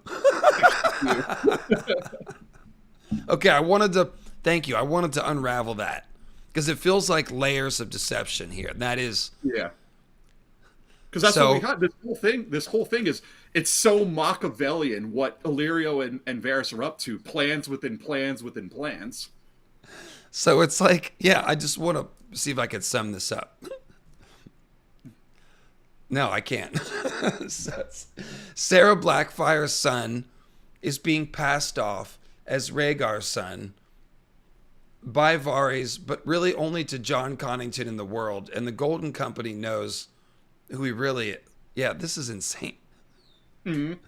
This is insane. Okay, where are we here? JonCon is playing the absolute fool. And that's why JonCon with the is also playing like a Patchface role. But while Patchface is a fool who seems to know things, JonCon is a fool who knows nothing. You know nothing, John Connington. Jon Connington. Yeah. Yeah, he is not a clever fool. Okay, so pick it up with the Captain General. I got to go do something with Clea. Hang on, I'll be right back. She's made a mess. The Captain General wriggled his blistered toes in his foot bath. When we reached the river, The company was restless with good reason. We walked away from an easy campaign in the disputed lands, and for what?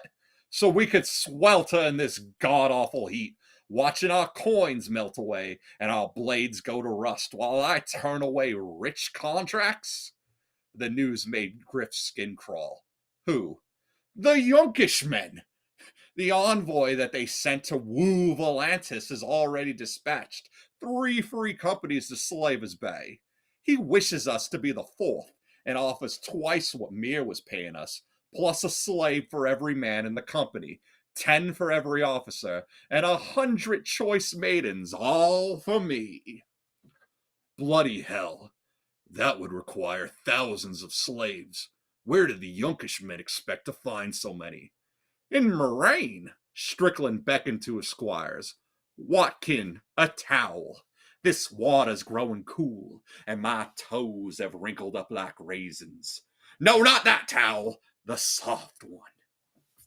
Yes, for those who don't know, like when I hear the name Homeless Harry Strickland, my mind immediately goes to Buck Strickland from King of the Hill, and that's what I'm giving him. That's the voice I'm giving him.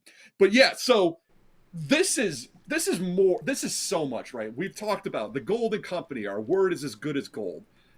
Over almost a century, never once have broken a contract. Yet here they have broken a contract with Mir for the first time, and it's like, look at everything they're offering. 4 times the normal pay, and slaves and maidens, and like they're promising them so much booty, and they're not taking it. So for them to not take this, to pass all of this up for this kid, there has to be something very special about him. And the fact that these are like the sons and grandsons of OG Golden Company members, the diehard Blackfire supporters, like, how much more can we hammer home that this kid is a Blackfire? So, well, okay, so did they dismiss the more recent people that have joined the company that wouldn't, like, because this is a very delayed paycheck here, right? Like, they're not getting paid until they get to King's Landing. Yeah. Kind of. So. Yeah. That's why, like, that whole line Illyrio says to Tyrion, some contracts are written ink and some are written blood, to pass up on all of this, that Mir and Volantis and Lys and Tyrosh, all these places that are offering them just to get their bid, just to get contracts. That's what I'm saying. Like, anybody who wasn't fully invested in getting back to Westeros on an ideological level would be like, what are we doing turning all that stuff down? 100 maidens? Come on. Yeah, so there is a chance that some guys that some former Golden Company members have been left in the wayside because they're not truly committed to the cause. They're probably 90 maidens, but 100. Sorry, I just had to make want to make clear, like, yeah. But that's what we were talking about, like, last time, of like why the Golden Company had to set the standard. They had to be better than the rest. We can't just be like your common sellsword, willing to break contracts willy-nilly the moment that someone offers us more money. We have a cause and a purpose, and we are going to see it through. And some things are more important than money. And if you can't see that, if you're not in on the cause, then you're not in on the Golden Company. Go sign up with someone else. So they must have, yeah. Maybe that'll come up.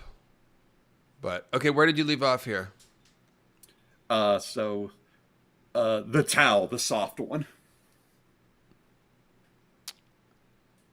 You refused him. I told him I would think on his proposal. Harry winced as his squire toweled his feet.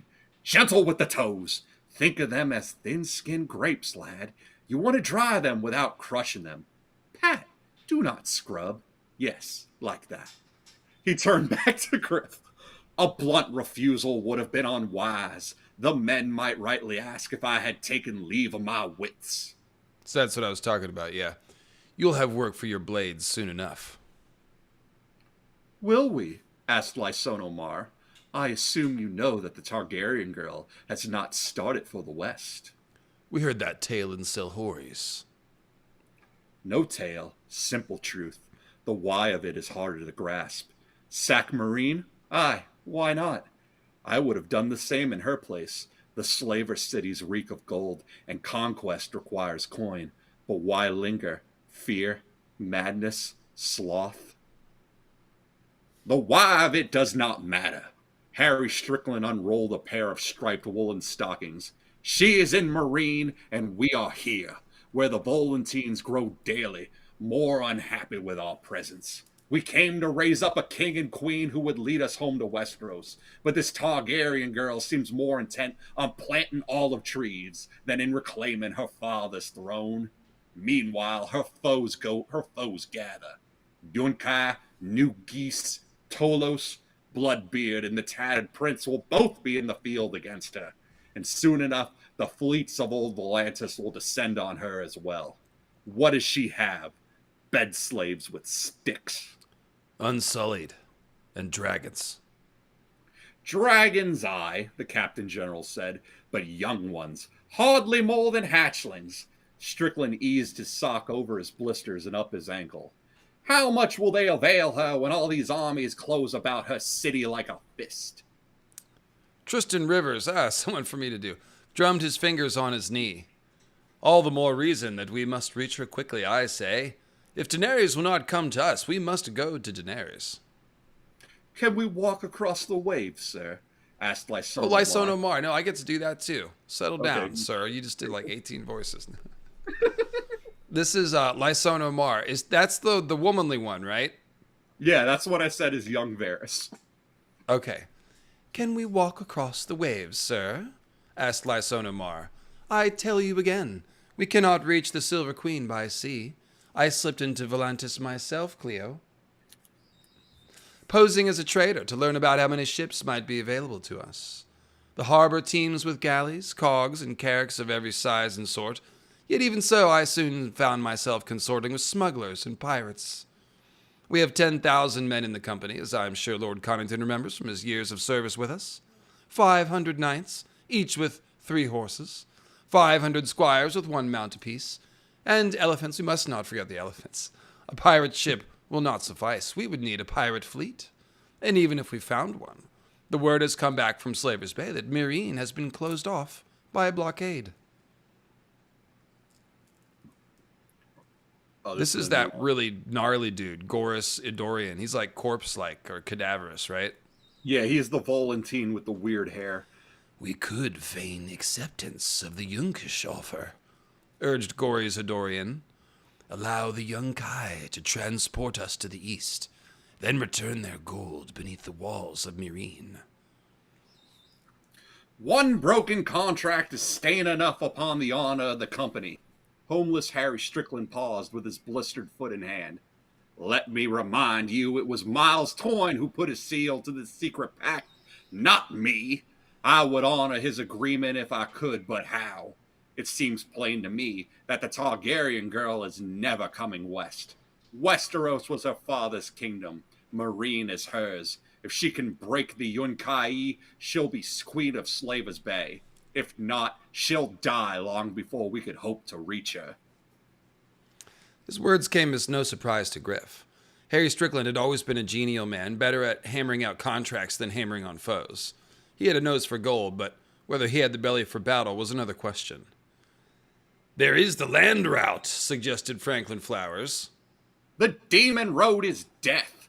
We will lose half the company to desertion if we attempt that march, and bury half of those who remain beside the road.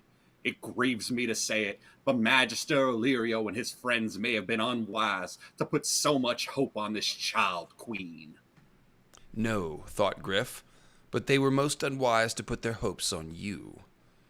Then Prince Aegon spoke. Then put your hopes on me, he said. Daenerys is Prince Rhaegar's sister, but I am Rhaegar's son. I am the only dragon you need. Go ahead and do Griff now. So this is that moment of where he's paraphrasing Daeron the Young Dragon. So when we connect Phaegon to the past Targaryen kings, I am the only dragon that you need, and then He's Daeron read the his First. history. He's quoting Daeron intentionally, I would assume. Yeah, his line is you have a dragon, he stands before you. So he's mimicking that. Yeah. But what happened? Hey, but Daeron the First, he died trying to fight his wars. It was a great moment. Very rousing and dramatic. Go ahead. Yeah. Griff put a black gloved hand upon Prince Aegon's shoulder. Spoken boldly, he said, but think what you are saying. I have, the lad insisted. Why should I go running to my aunt as if I were a beggar? My claim is better than her own. Let her come to me in Westeros. Franklin Flowers laughed. I like it. Sail west, not east. Leave the little queen to her olives and seat Prince Aegon upon the Iron Throne. The boy has stones, I'll give him that. The Captain General looked as if someone had slapped his face. Has the sun curdled your brains, Flowers? We need the girl. We need the marriage. If Daenerys accepts our princeling and takes him for her consort, the Seven Kingdoms will do the same. Without her, the lords will only mock his claim and brand him a fraud and a pretender, because he is. And how do you propose to get to Westeros? You heard, Lysono, there are no ships to be had. This man is afraid to fight, and that's what I was about to point out. He was just saying, oh, it's plain Daenerys is never going to leave Meereen. And now he's like, oh, but we can't leave without Daenerys. So it's like, oh, you've backed yourself into the corner pretty effectively, haven't you? So again, when we're talking about like people that we need to keep an eye out for, well, here we have Harry Strickland. Even though he should be a diehard from his family history, he's also wavering. So maybe that loyalty isn't as solid and stoic as his great-grandfather's was. Yeah, nothing about him seems hardcore or committed to taking action. Like he's a ditherer. Mm-hmm. He's the word dithering manifest. Yeah, he's a fence and of course the Doran Martell parallels are obvious too, with the dithering and the toes and all that. Oh yeah, his blistered toes are like Doran's gout. Yeah, yep. Okay. Oh, it didn't occur to you? Am I just pointing that out to you, Tim? I mean, it's even the same with the like, oh, careful, pat it dry. Now I gotta look for oranges around this man. No, all right. This man is afraid to fight. Griff realized. How could they have chosen him to take the Blackheart's place? No ships for Slaver's Bay. Westeros is another matter. The east is close to us, not the sea. The Triarchs will be glad to see the back of us, I do not doubt. They might even help us arrange passage back to the Seven Kingdoms. No city wants an army on its doorstep. He's not wrong, said Lysono Mar. By now the lion surely has the dragon's scent, said one of the Coles. But Cersei's attentions will be fixed upon Meereen and this other queen. She knows nothing of our prince. Once we land and raise our banners, many and more will flock to join us. Some, allowed homeless Harry. Not many. Rhaegar's sister has dragons. Rhaegar's son does not. We do not have the strength to take the realm without Daenerys and her army, her unsullied. The first Aegon took Westeros without eunuchs, said Lysono Mar. Why shouldn't the sixth Aegon do the same? The plan? Which plan? Said Tristan Rivers. The fat man's plan? The one that changes every time the moon turns? First, Viserys Targaryen was to join us with 50,000 Dothraki screamers at his back. Then the beggar king was dead, and it was to be the sister, the pliable young child queen who was on her way to Pentos with 3 new-hatched dragons. Instead, the girl turns up on Slaver's Bay and leaves a string of burning cities in her wake, and the fat man decides we should meet her by Volantis. Now that plan is in ruins as well. I've had enough of Illyrio's plans. Robert Baratheon won the Iron Throne without the benefit of dragons. We can do the same. And if I am wrong and the realm does not rise for us, we can always retreat back across the narrow sea, as Bittersteel once did, and others after him. I just look, that whole paragraph is just George making fun of himself. The fat man's plans keep changing. Okay. Strickland shook his head stubbornly. The risk is not what it was. Now that Tywin Lannister is dead. The Seven Kingdoms will never be more ripe for the conquest. Another boy king sits the Iron Throne, this one even younger than the last, and rebels are thick upon the ground as autumn leaves. Even so, said Strickland, alone we cannot hope to. Griff had heard enough of the Captain General's cowardice. We will not be alone.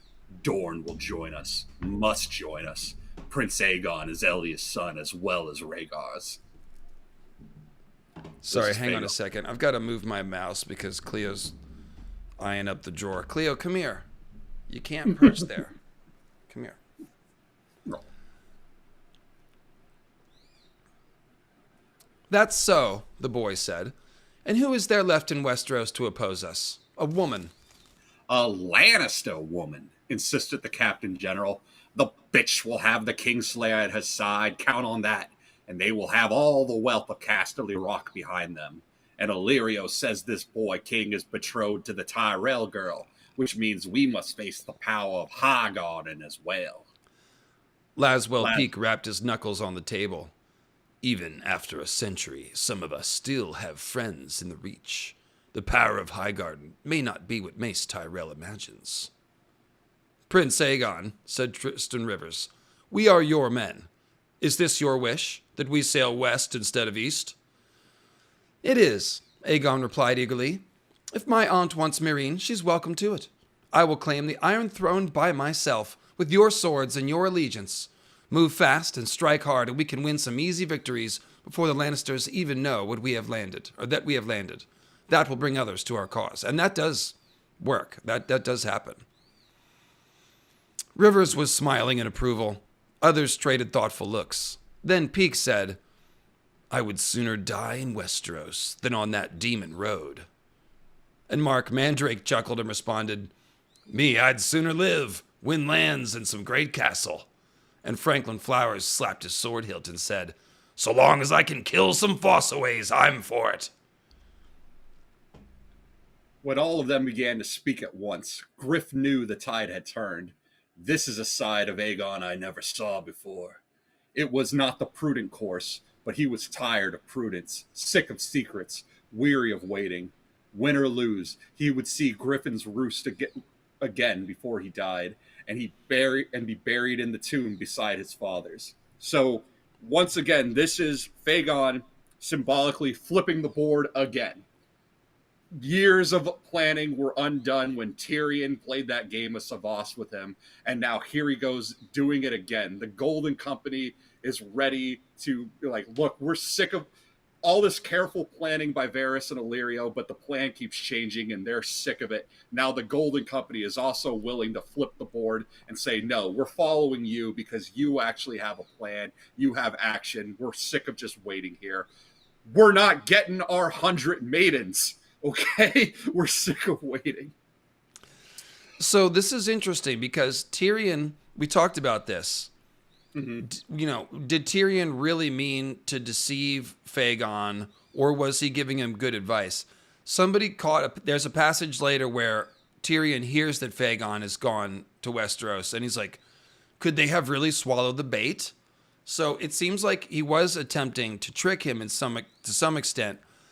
But he was attempting to trick him with an actual good plan. Like, Tyrion wasn't spinning BS. Like, everything he said made sense. And so, like, the only real flaw in the plan is if Daenerys shows up later with dragons, is like, why didn't you come help me? You're sitting in my chair. Which is, some version of that is on the way. So it's like, but how could they have gotten to Slaver's Bay? They're really we've seen, there were no ships. Like we saw with Quentin's chapters, you can't find a ship that's going to take you to Slaver's Bay. So they really would have had to march over the Demon Road.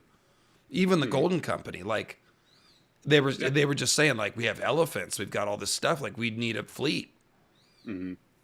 Yeah, and Halden was saying, horses are hard to come by right now. Inflation, okay? Nobody can get horses. Nobody can get ships. We're lucky we're sitting pretty with these elephants, but we're not going to be madmen. We're not going to be Hannibal and march them over the mountains. Okay? That's what's going, look at the situation and make of it what you will. We are closer to Westeros. We are better off going to Westeros than trying to go east to try and get to Slaver's Bay. Right, they kind of are. And that's what I'm saying. Like, especially once they get to this point and they see the Golden Company milling around and you see how useless Homeless Harry is. Mm-hmm. And it's just like, yeah, if you're JonCon and Fagon, it's just like, we got to use these guys now or they're not going to be around to use in the future. They're going to get re-engaged in something. They can't just buy their time forever. Mm-hmm. So I think at this point, it kind of did make sense. Yeah. To go to Westeros. And that's all, and that's what's happening here. And JonCon, the clock is ticking for JonCon with the grayscale. Aegon is embracing the young dragon role. Again, Daeron the First, his conquest of Dorne. Was it foolhardy?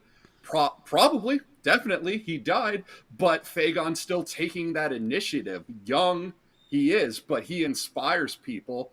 And whether it's success or folly, these men are willing to follow him.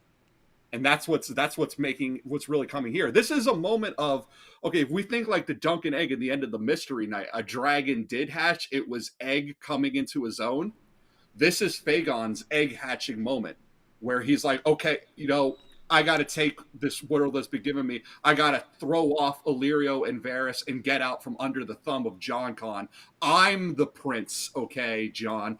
I'm the prince. They're following me. So maybe I should be the one giving the commands here. And that's exactly what happened. And we see George does love to do this with like a young king and puppet masters. And it's like, oh, the puppet's got a mind of his own, and I think that's a pretty common situation in medieval history too. Because if you think about like how serious old rich people are, or just middle-aged wealthy people are, business people, stock traders, lawyers, they're just really serious about stuff, okay? Because a lot of money is riding on the decisions they make and the timing being of the essence, and time is money and all that kind of thing. So, like, that's how these puppet masters are. They're not all necessarily conniving plotters. It's just like running the world is serious business. You can't be a fool. Like, people are going to try to fool you and trick you. And so when you have a 16-year-old king or an 18-year-old king, the advisors have to be looking out for him. Be like, look, there's some stuff you don't know about the world that we're going to be looking out for you for, right?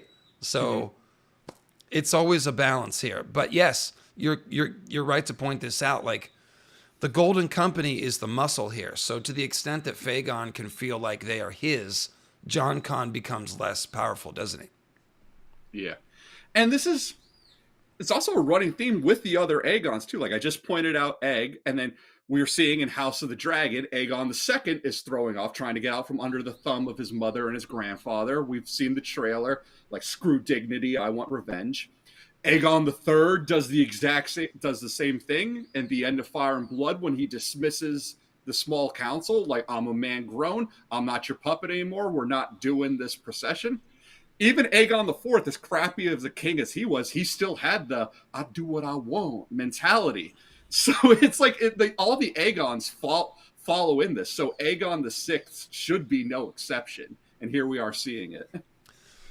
One by one, the men of the Golden Company rose, knelt, and laid their swords at the feet of his young prince. The last to do so was homeless Harry Strickland, blistered feet and all.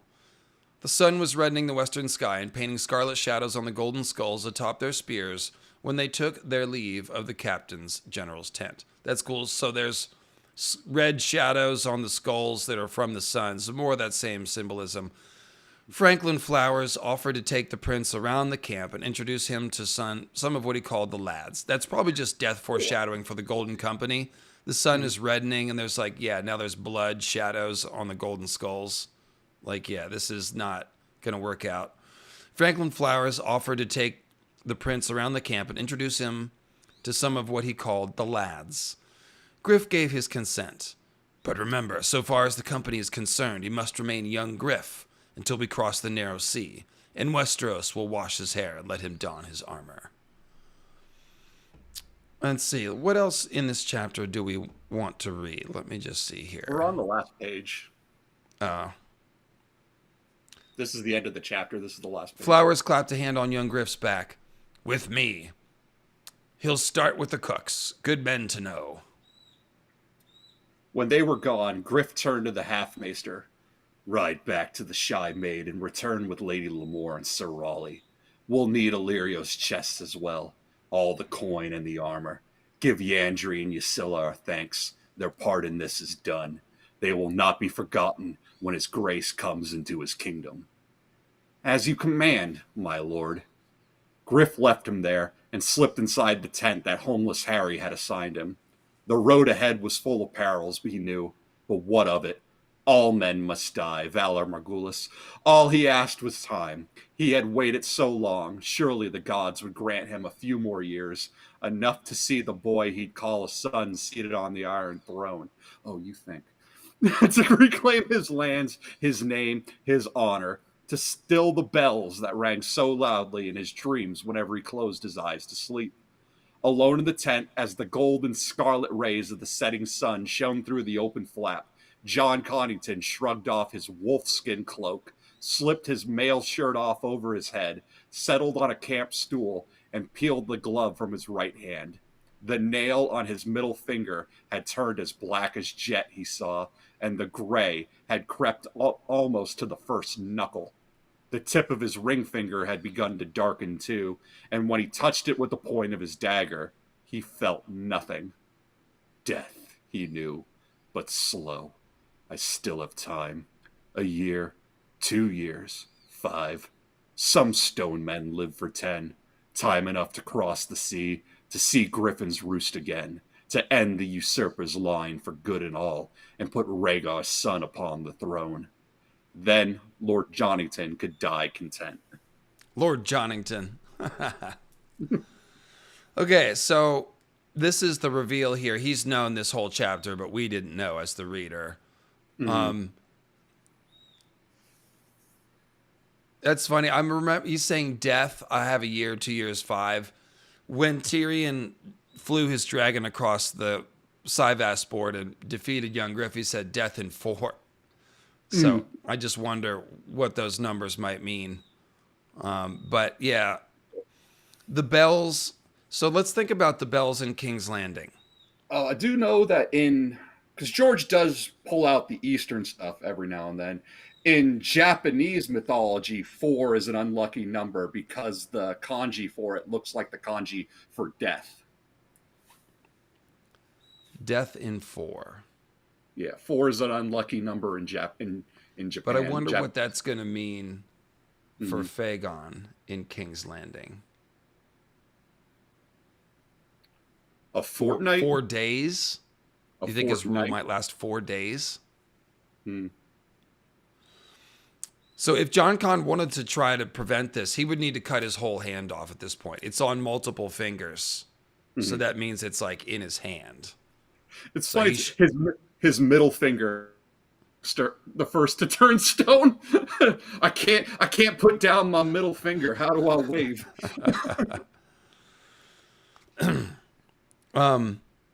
So I think, okay, like I said, let's think about the bells in King's Landing. They ring the bells. The bells are in the Sept of Baelor, right? Mm-hmm. That's where the bells are. Like when the king dies and there's a new king, they ring the bells in the Sept of Baelor, correct? Yeah, and that's why when Joffrey had Ned beheaded on the Sept of Baelor, it was seen as such an insult to the faith. Right, so let's try to manufacture this scenario where JonCon is hearing bells in King's Landing and it's driving him to do something crazy. Yeah. And you have any ideas about that? Well, I did point out, like, when we were talking about, I had said, like, of course, I thought about this after the stream, which was in King's Landing, the Battle of the Bells that JonCon remembers happens at Stony Sept, and then in King's Landing we have Baelor's Tower, which stands on the hill of Visenya, because King's Landing has the 3 hills, the Conqueror's Hills, and each one of the hills has an important building on it. Visenya's Hill has the Sept of Baelor, the Hill of Rhaenys has the Dragon Pit, and Aegon's High Hill is where the Red Keep sits. So this idea of the stone griffin on a tower with the shadow fire, to me sounds a lot like the Sept of Baelor. If it's not the Sept of Baelor, then one of these other two important buildings on a high hill in King's Landing. And the Shadowfire is Wildfire. So I think, and if you think about this just clicked in my head. The place that he didn't burn was Stony Sept. Mm-hmm. So the place he's going to burn is the Sept of Baelor, which is made out of stone also. But Connington himself is going to be spreading his grayscale.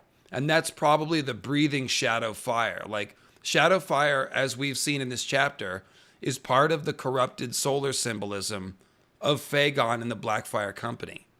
Yeah, and it's Shadowfire on a hill dedicated to an Ice Queen because it's Visenya's Hill. Yeah, I think that would make sense too. But just sticking with the main part of it, yeah, he wanted to burn Stony Sept because there was an enemy inside of it. So could there be somebody hiding in the Sept of Baelor? And he's like, I need to kill. Is it like Cersei has taken refuge there, and he wants to, end her, and so he burns the Sept? Could be a couple things.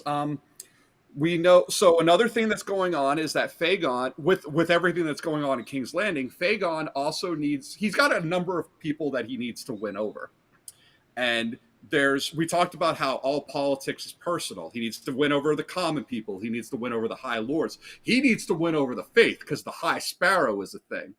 And that's another thing going on with the Dane. When the Dorne plot lines and the Blackfire plot lines connect, Doran Martell has his mole in the Faith. He's sending Tyene Sand to try and ingratiate herself with the High Sparrow.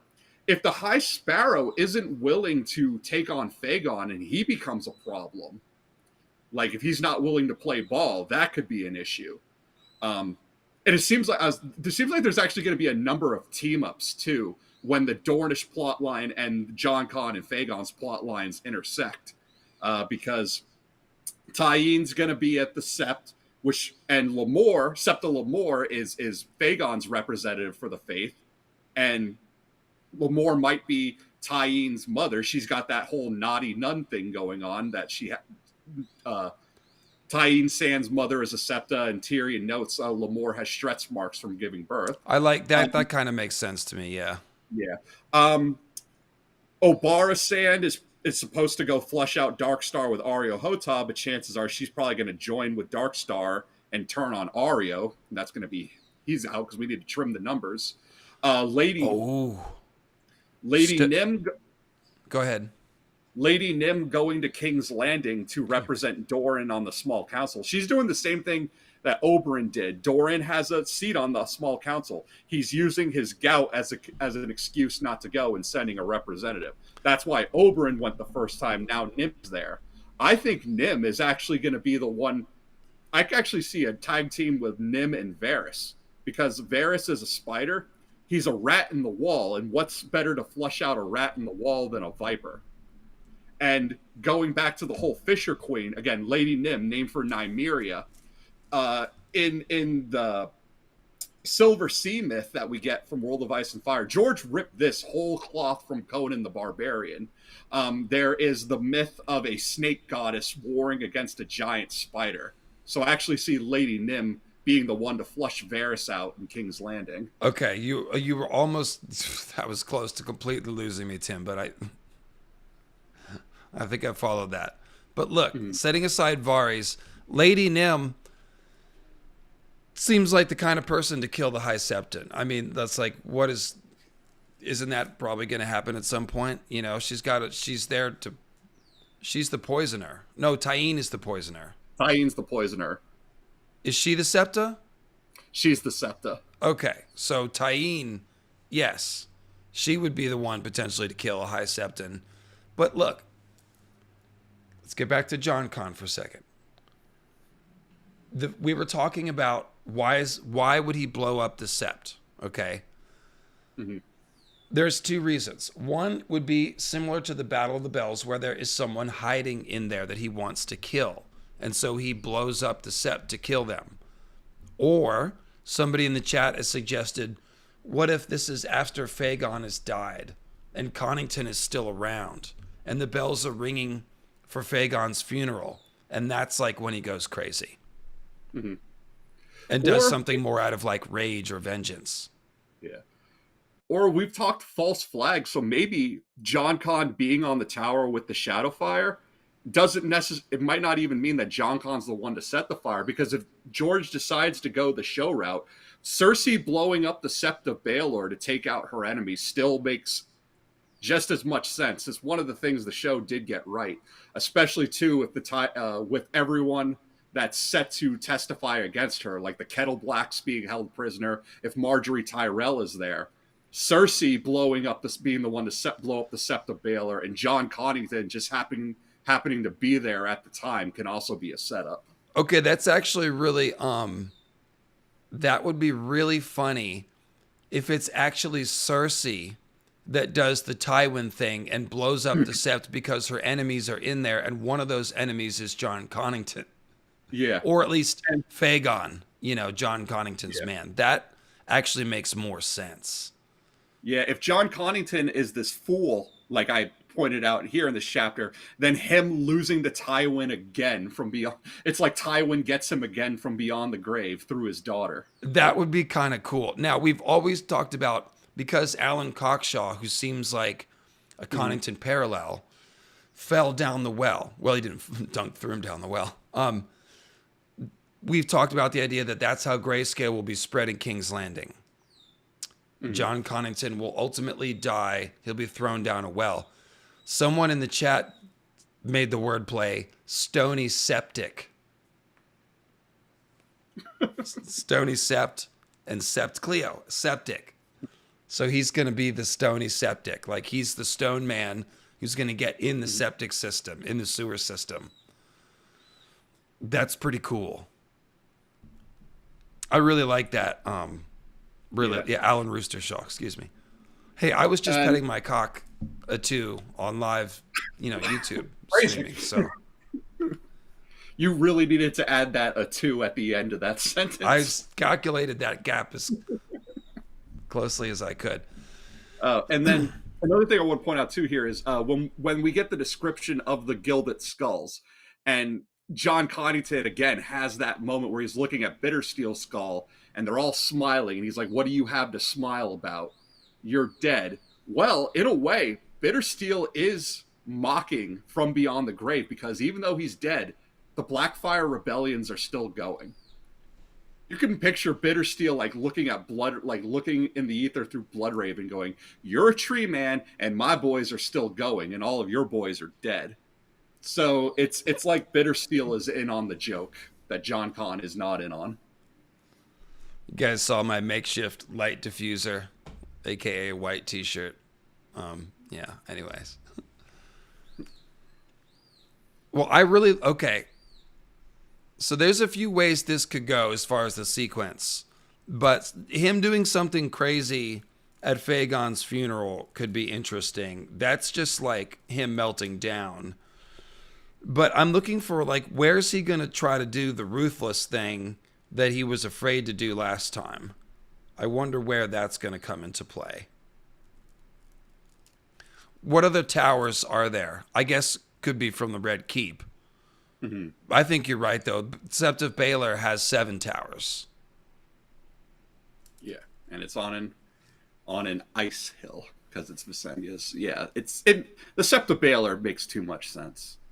I mean, could be the Red Keep. That's still around. There is the Dragon Pit, but that's fallen into ruin on the Hill of Rainy. So I don't see that.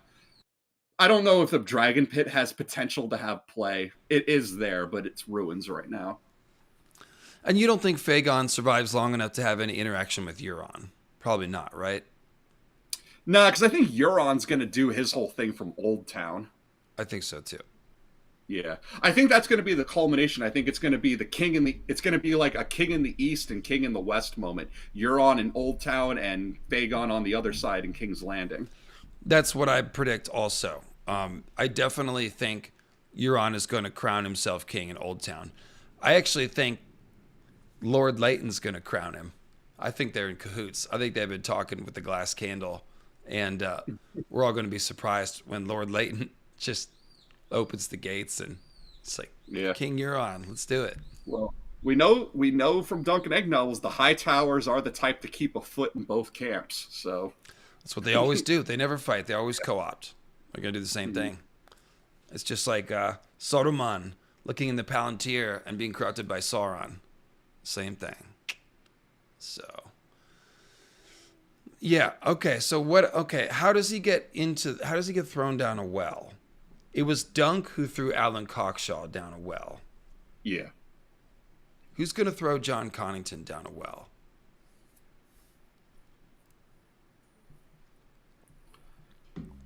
Yeah, that I don't know I because don't think Brienne's around. What could it be? Duck?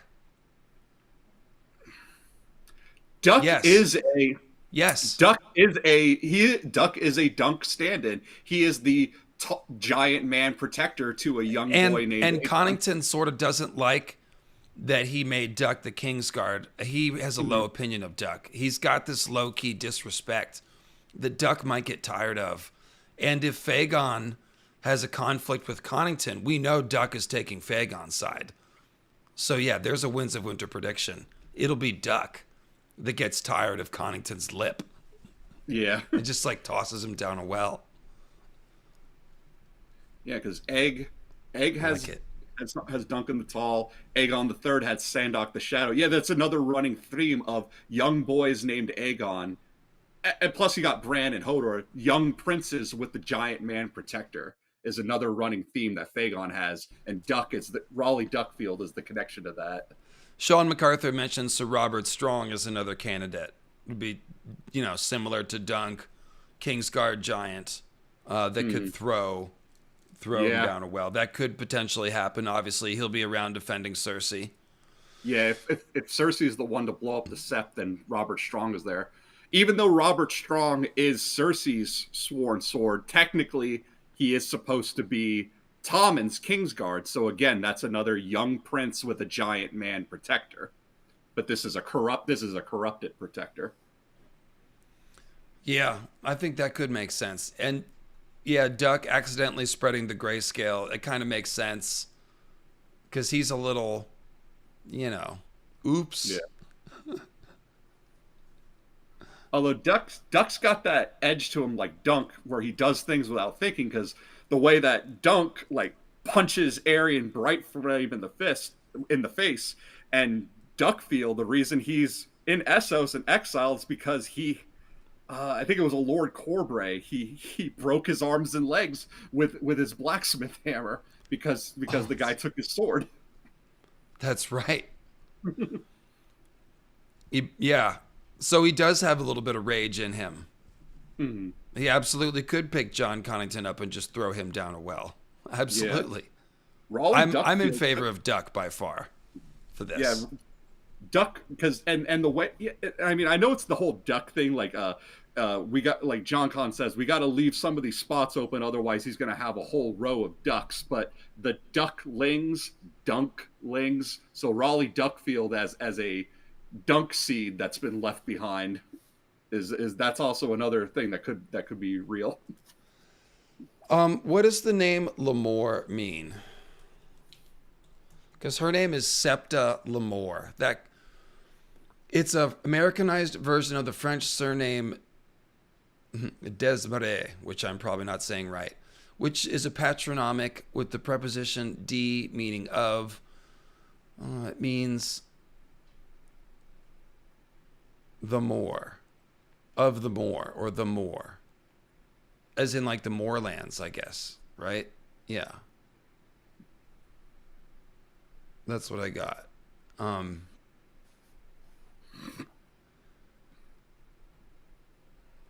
What are the moorlands? That's where werewolves are, right? That's where the werewolves are. It's not like swampy. That's like hilly, right? Yeah. Yeah, I don't know. I don't know if that's a clue. I mean, Chad is pointing out it's like Lenore. So if we go to Poe and the Raven, for the rare and radiant maiden who the angels named Lenore, nameless here forevermore. Oh. And she's a septa. Yeah, so the maiden that the angels named. Oh, let's pull up the. We're doing Yeah, poetry oh, jam. that's the Raven. That's from the Raven. Yeah.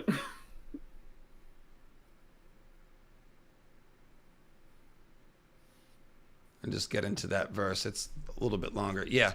Deep into that darkness peering, long I stood there, wondering, fearing, doubting, dreaming, dreams no mortal ever dared to dream before. But the silence was unbroken, and the stillness gave no token, and the only word there spoken was the whispered word, Lenore. This I whispered, and an echo murmured back the word, Lenore. Merely this, and nothing more. So what is that? What does she play in the? What role does she play in the poem? Is that like his lost love or something? Yeah, it's grief. He's grief stricken. The narrator in the Oh, Raven. okay. So Lenore is a name that's a monument to grief. So Septa Lenore. So yeah, the dead lover. That Rhaegar is Connington's dead, unrequited lover. So yeah, it could be that this will be, yeah, if it was Fagon's funeral at the Sept, that would be a sept of mourning. That would be all the mourners would be there. Yeah. That could be a clue about that. Not Blood Raven in a glamour. What's that? It's not Blood Raven in a glamour. Ooh. Not everyone is someone in a glamour. Oh, just ignore those comments. I know. We let them hang out. We like them, but we don't always have to chase down the rabbit trails. It's baby. So yeah, so just think about it. They've got a septa. Literally, her name is one letter off of the sept, and her name is taken from this poem about grief. So yeah. Will there be a huge tragedy at the sept that Jon Connington is part of? Yes. Yes, there will be. So I think we can definitely say that blowing up the sept, that has always seemed like an idea that came from the books. There is foreshadowing for the sept blowing up in the books. It's always just been a question. So it's Edgar Allan Poe's Lost Loves in particular. Okay. So there's always been a question of who blows up the sept because you have Connington and Cersei in the mix. So yeah, it could be Cersei blowing it up when Connington's in there, or it could be something more rage-driven after Fagon is dead. Either one of those could make sense and fit some of this foreshadowing. And when does the thing with getting thrown down the well happen? Maybe. I just had a thought. Okay, so in the show, Cersei is supposed to ring the bells when she submits. And that's supposed to be the sign to Dany. Okay, stop fighting, stop doing things, they give up. And we made this young, so ringing the bells in that sense, right, is like raising the white flag. Okay? Now, Daeron, the young dragon who Fagon just connected himself to with this, you have a dragon, he stands before you. He is killed under a peace banner. The Dornish raise the white flag, and then they treacherously kill him. Now, if Cersei rings the bells in a sign of that she submits, but then she blows up the tower, like falsely submits, but then backstabs Fagon, that could be it. Yep, I could see something like that. Cersei would do that. Cersei would do that. Cersei would wave the white flag and go, I yield, just kidding, and then punch back. She would do that. She would also do the Ares thing where, like, I'm going to kill everyone in my loss or something like that. But I do think Cersei's going to escape to Casterly Rock. So it could be that the bells are simply just sort of ringing and making JonCon edgy. The bells might not trigger JonCon to do something. They're just like increasing the madness in his mind while stuff is happening around him. And so we should expect the climactic scene to involve the sept, to involve the ringing of the bells. It could be that something is going wrong at the coronation, and that's why the bells are ringing. It could be that Aegon has died. Mm-hmm. It could be that Cersei is falsely surrendering. I think these are the best ideas. Yeah. Yeah, yeah. Again, like Daeron the Young Dragon being killed by the Dornish under a peace banner. Haegon Blackfire being killed after yielding his sword. Fagon being killed after Cersei falsely submits by ringing the bells. It all lines up. You mentioned the one that Bloodraven killed, right? Now, oh yeah, and then 80's Blackfire. Granted guest right. Bloodraven gives him his word. You will have safe passage, and as soon as he gets to King's Landing, he beheads him. That's four. So yeah, so that's three. That's three examples we have in story already. And again, this is my thing: is finding these foils and parallels. Like this is why my theory crafting is building upon things that we already know. Like there's always find an example of where something like this happened elsewhere in the story. And if you can't do that, then trace it back to the origin source that George got it from, be it like Lovecraft, Poe, a movie he likes, a book he read, a song he likes, like The Grateful Dead. George leaves us tons of breadcrumbs. So I'm just connecting the dots. That's three precedents. Yeah, that really does make sense if Fagon were to be killed under a peace banner. And who would do that? Obviously, Cersei. Mm-hmm. That's pretty good. Yeah. That's pretty good Winds of Winter predictions, Tim. Yeah. And I've had this saying of when things happen three times. Once is hearsay, two is a coincidence, three is a pattern. When something happens three or more times, a pattern has been established. And right here, we got three. We just found the pattern. Yeah, somebody was asking, do I think Fagon is actually fake? Yes, he's definitely fake. He's definitely the son of Sarah Blackfire and Illyrio. And if you want the full explanation and all the proof, there's two streams that I can give you. The first one is called Fagon, and it's just a character study on Fagon. And then last week we did the 6th Blackfire Rebellion. And both of those have the outlines for that theory and why most people believe it. So, yeah, 0% chance that one's wrong, in my opinion. Mm-hmm. George sets precedents for all of this. Even the Sarah Blackfire thing has precedents set in Sarah Targaryen, the Jaehaerys' daughter. She runs away from King's Landing. She becomes a sex worker in Lys. Her gimmick in the beginning is to dress up like a septa. So she's got the naughty nun thing going on. Lamore, Tyene.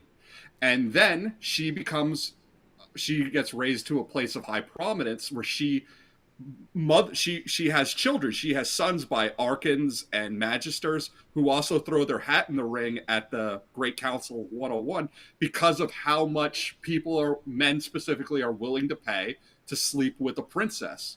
So the Blackfire women being sold into sexual slavery has precedence. Women with traditional Virian looks, how much powerful men are willing to pay. And it's like, well, they're not Targaryens, but they're the next best thing. All of this has precedence. So, like, that's why I feel like it all lines up. It really explains Illyrio, too. Like, just his motivations, the way he talks. It explains it all perfectly. It just snaps a lot of things into place. That's why, yeah, he's definitely the son of Sarah and Illyrio, and that's... Yeah. This is a giant game of connect the dots that we've been doing. Yeah. So, I think we've drilled down pretty close. So there's a few different scenarios, but I do like your theory, Tim, that it'll be a fake surrender.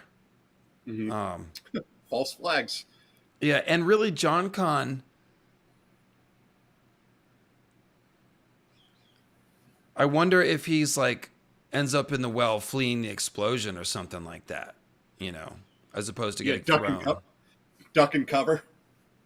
Duck and cover. Duck and cover. It's a volcano. Duck and cover. But with Duck, the Kingsguard throwing him in. Do you think... Caraxes, you're killing me, bro. Yeah. How do you, hey Dave, how do you survive moon meteors? Duck and cover. So I'm sorry, Caraxes. You're probably new to the channel. I shouldn't assume you're trolling me. Yeah, I just did a RLJ video actually with my whole laying out the evidence for some of that. So check that one out. And no, I don't think Val is John's sister, although I don't know who Val is. So I don't claim to have a theory about that.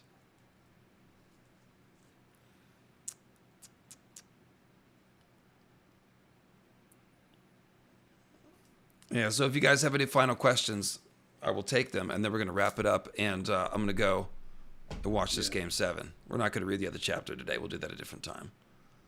No, we ended up reading the whole thing. Oh, yeah, I was thinking maybe to do both, but that just would take 4 hours, so we talk too much. There was a lot to gather from this one, because I said this is the time where we really get into the Golden Company's heads. We actually, because we're hearing the men themselves speak, and when they start speaking, it's like this is really hammering home all of these things, because now we know, like, we're getting a sense of their loyalties and the skin that they have in the game. Yeah, Varys is Sarah's brother. That's the whole idea, Christian. I guess you didn't check out a stream last. Yeah, we put this together. I would recommend watching the 6 Blackfire Rebellion stream from last week. Like, we put together the narrative better than I've ever heard it before. Mostly Tim did, to be honest. Yeah. But we really put that all together. The whole scenario with Sarah and Varys and Illyria. So check that one out. Yeah, because it's the idea that Varys is pulling an egg. Egg is in the Duncan Egg novels. Egg is shaving his head bald so that he can hide in plain sight. He's a secret Targaryen. The idea is Varys is doing the same thing, because we're never told that Varys is naturally bald. If Varys is shaving his head to keep his true hair color a secret, then he's doing the same thing Egg is doing, but he's a secret Blackfire. Oh, I got a bunch of PayPals. Okay, so I do have some questions to answer. I think Val can just be blonde. I don't think Val has to be secret anything, because I think the Val is about Valkyrie, not necessarily Valerian. But I could be wrong. Kelly Johnson says, in my journey to 500K, don't stop believing. Don't stop. Appreciate you. Steve says, let's see, your work's been coming in my feed for the first time in 2 years, and the readings are some of the best spoken word I've heard. Nettles' reading of Lysa stands out. No kidding. I never realized how much info was dropped by Lysa. Yeah. And thank you, all the guests. So that's you too, Tim.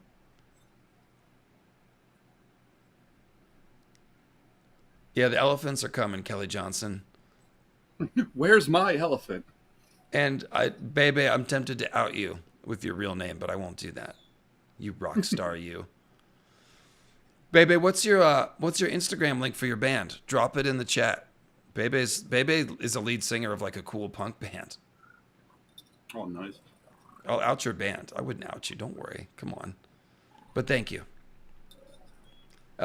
Samantha, you're welcome. For the thick cockatoo. Nice. Maxi Fads is the name of the band. Maxi Fads. That's pretty great. That's a pretty great name. It's so hard to come up with a band name, you guys. It takes months. It's so hard. That's pretty cool. Right on. Yeah, you do have the egg haircut. I've seen that. So yeah, I think we got our Connington predictions down. Those are the two elements of it, really. Let's talk about this. We see this foreshadowing of him getting split. There's a split developing between Phagon and JonCon. Mm-hmm. So do you think at a certain point, this is how I see it happening, is like Phagon rejects Connington at a certain point. Maybe even says, get out of my sight or something. But Connington keeps working he's like, I'm going to help you even if it's thankless. I'm going to, and so he goes about doing some horrific thing like blowing up the Sept or whatever to kill his enemies. But he won't be, but no, so that Phagon won't be attached to it, essentially. Mm-hmm. So I could see Connington going and doing something ruthless without Phagon's permission. And that could be the breaking point, or it could be after a breaking point. Either one would make sense to me. Yeah. Yeah, because it's in the Griffin Reborn where he can tell he's losing his grasp on Phagon. Phagon's being like, "Oh, leave me alone, Dad. God." He is having those moments, but he's like, "Okay, well, but I'm still committed to this. I've already let myself have these terrible, terrible tales told about me. I'm committed to this plan, even without knowing like the full nature of it." That again, he's not in on the joke. And then the other thing is that, like I said, Griffin Reborn is a reference to Robert Jordan's The Dragon Reborn. In the original Dragon Reborn, in Robert Jordan's story, he created a mountain by essentially blowing himself up. He blew up the palace and the capital city in grief and madness and sort of created a mountain around himself. And it's called the Dragonmont. The Mother of Mountains in the Dothraki Sea looks exactly like it on the map. It's this tall mountain in the middle of a plain, the Dragonmont. And that's where somebody went crazy and blew up a city. So that could be a part of the reason why he's calling him the Griffin Reborn, is to tie him into that suicidal madness, blowing up a city thing. I think that makes sense. So fans of Wheel of Time, there you go. There's a little Wheel of Time angle on it. I actually there is a Blackfire connection too to the stallion that mounts the world prophecy, and that is through Bittersteel, because Bittersteel's sigil is a Pegasus. He takes the red stallion of House Bracken and puts dragon wings on it and makes a Pegasus. So the stallion that mounts the world could be Drogon, but also like it's a Pegasus. And what is when Miri Mazdur does her whole thing where she turns Khal Drogo into a vegetable, the first thing that she sacrifices is his red stallion. So yeah, Bittersteel and the Blackfires have a connection to the Dothraki prophecy as well. Cool, guys. Well, I would stick around and read the whole other chapter, but my voice is a little tired. I worked really hard to get that Nettles video out. I basically didn't have time to do it and just did it anyway. So I got to get some rest, and we're going to call it a stream there. But thank you, everyone, for tuning in. And like I said, if you didn't catch the 6th Blackfire Rebellion stream from last week, then just dial that up and get the rest of the story. And then you can also go back for the Phagon stream, where we really focused on Phagon's character and how that could work out. So, and then you can also go over to Grey Waste Tim's channel and check out the excellent fare over there, such as. Yeah. Someone was asking for the breakdown on the shirt. Okay, I can do that quick too. Okay, so you can see it's designed like a Game of Thrones sigil, but it's actually a night gaunt from Lovecraft. They are half dragon, half human creatures from Dream Quest of Unknown Kadath. So that just looks like all the Harrenhal sigils melted into one, kind of. Yeah, it's more of the things that Gurm is ripping from Lovecraft, and yet now we come full circle. Now we get Lovecraft symbology as Game of Thrones sigils. Yeah, and no, Jenny of Oldstone, JonCon wouldn't kill Phagon. That wouldn't make any sense. JonCon is in love with Rhaegar, and he's going to kill a bunch of people to help Phagon. So, all right, guys, that's it. I will see you during the week. The Harrenhal video will be out this week, and then I'll be back next Sunday with Dragon Lore Iceberg. It's going to have a little bit of House of the Dragon tie-in. It'll be just everything Dragon Lore in Iceberg format. So that'll be a big one next Sunday. And yeah, Harrenhal during the week. So, ciao for now. Thank you, Tim. Subscribe to the Grey Waste Tim channel, and I'll see you soon. Good night.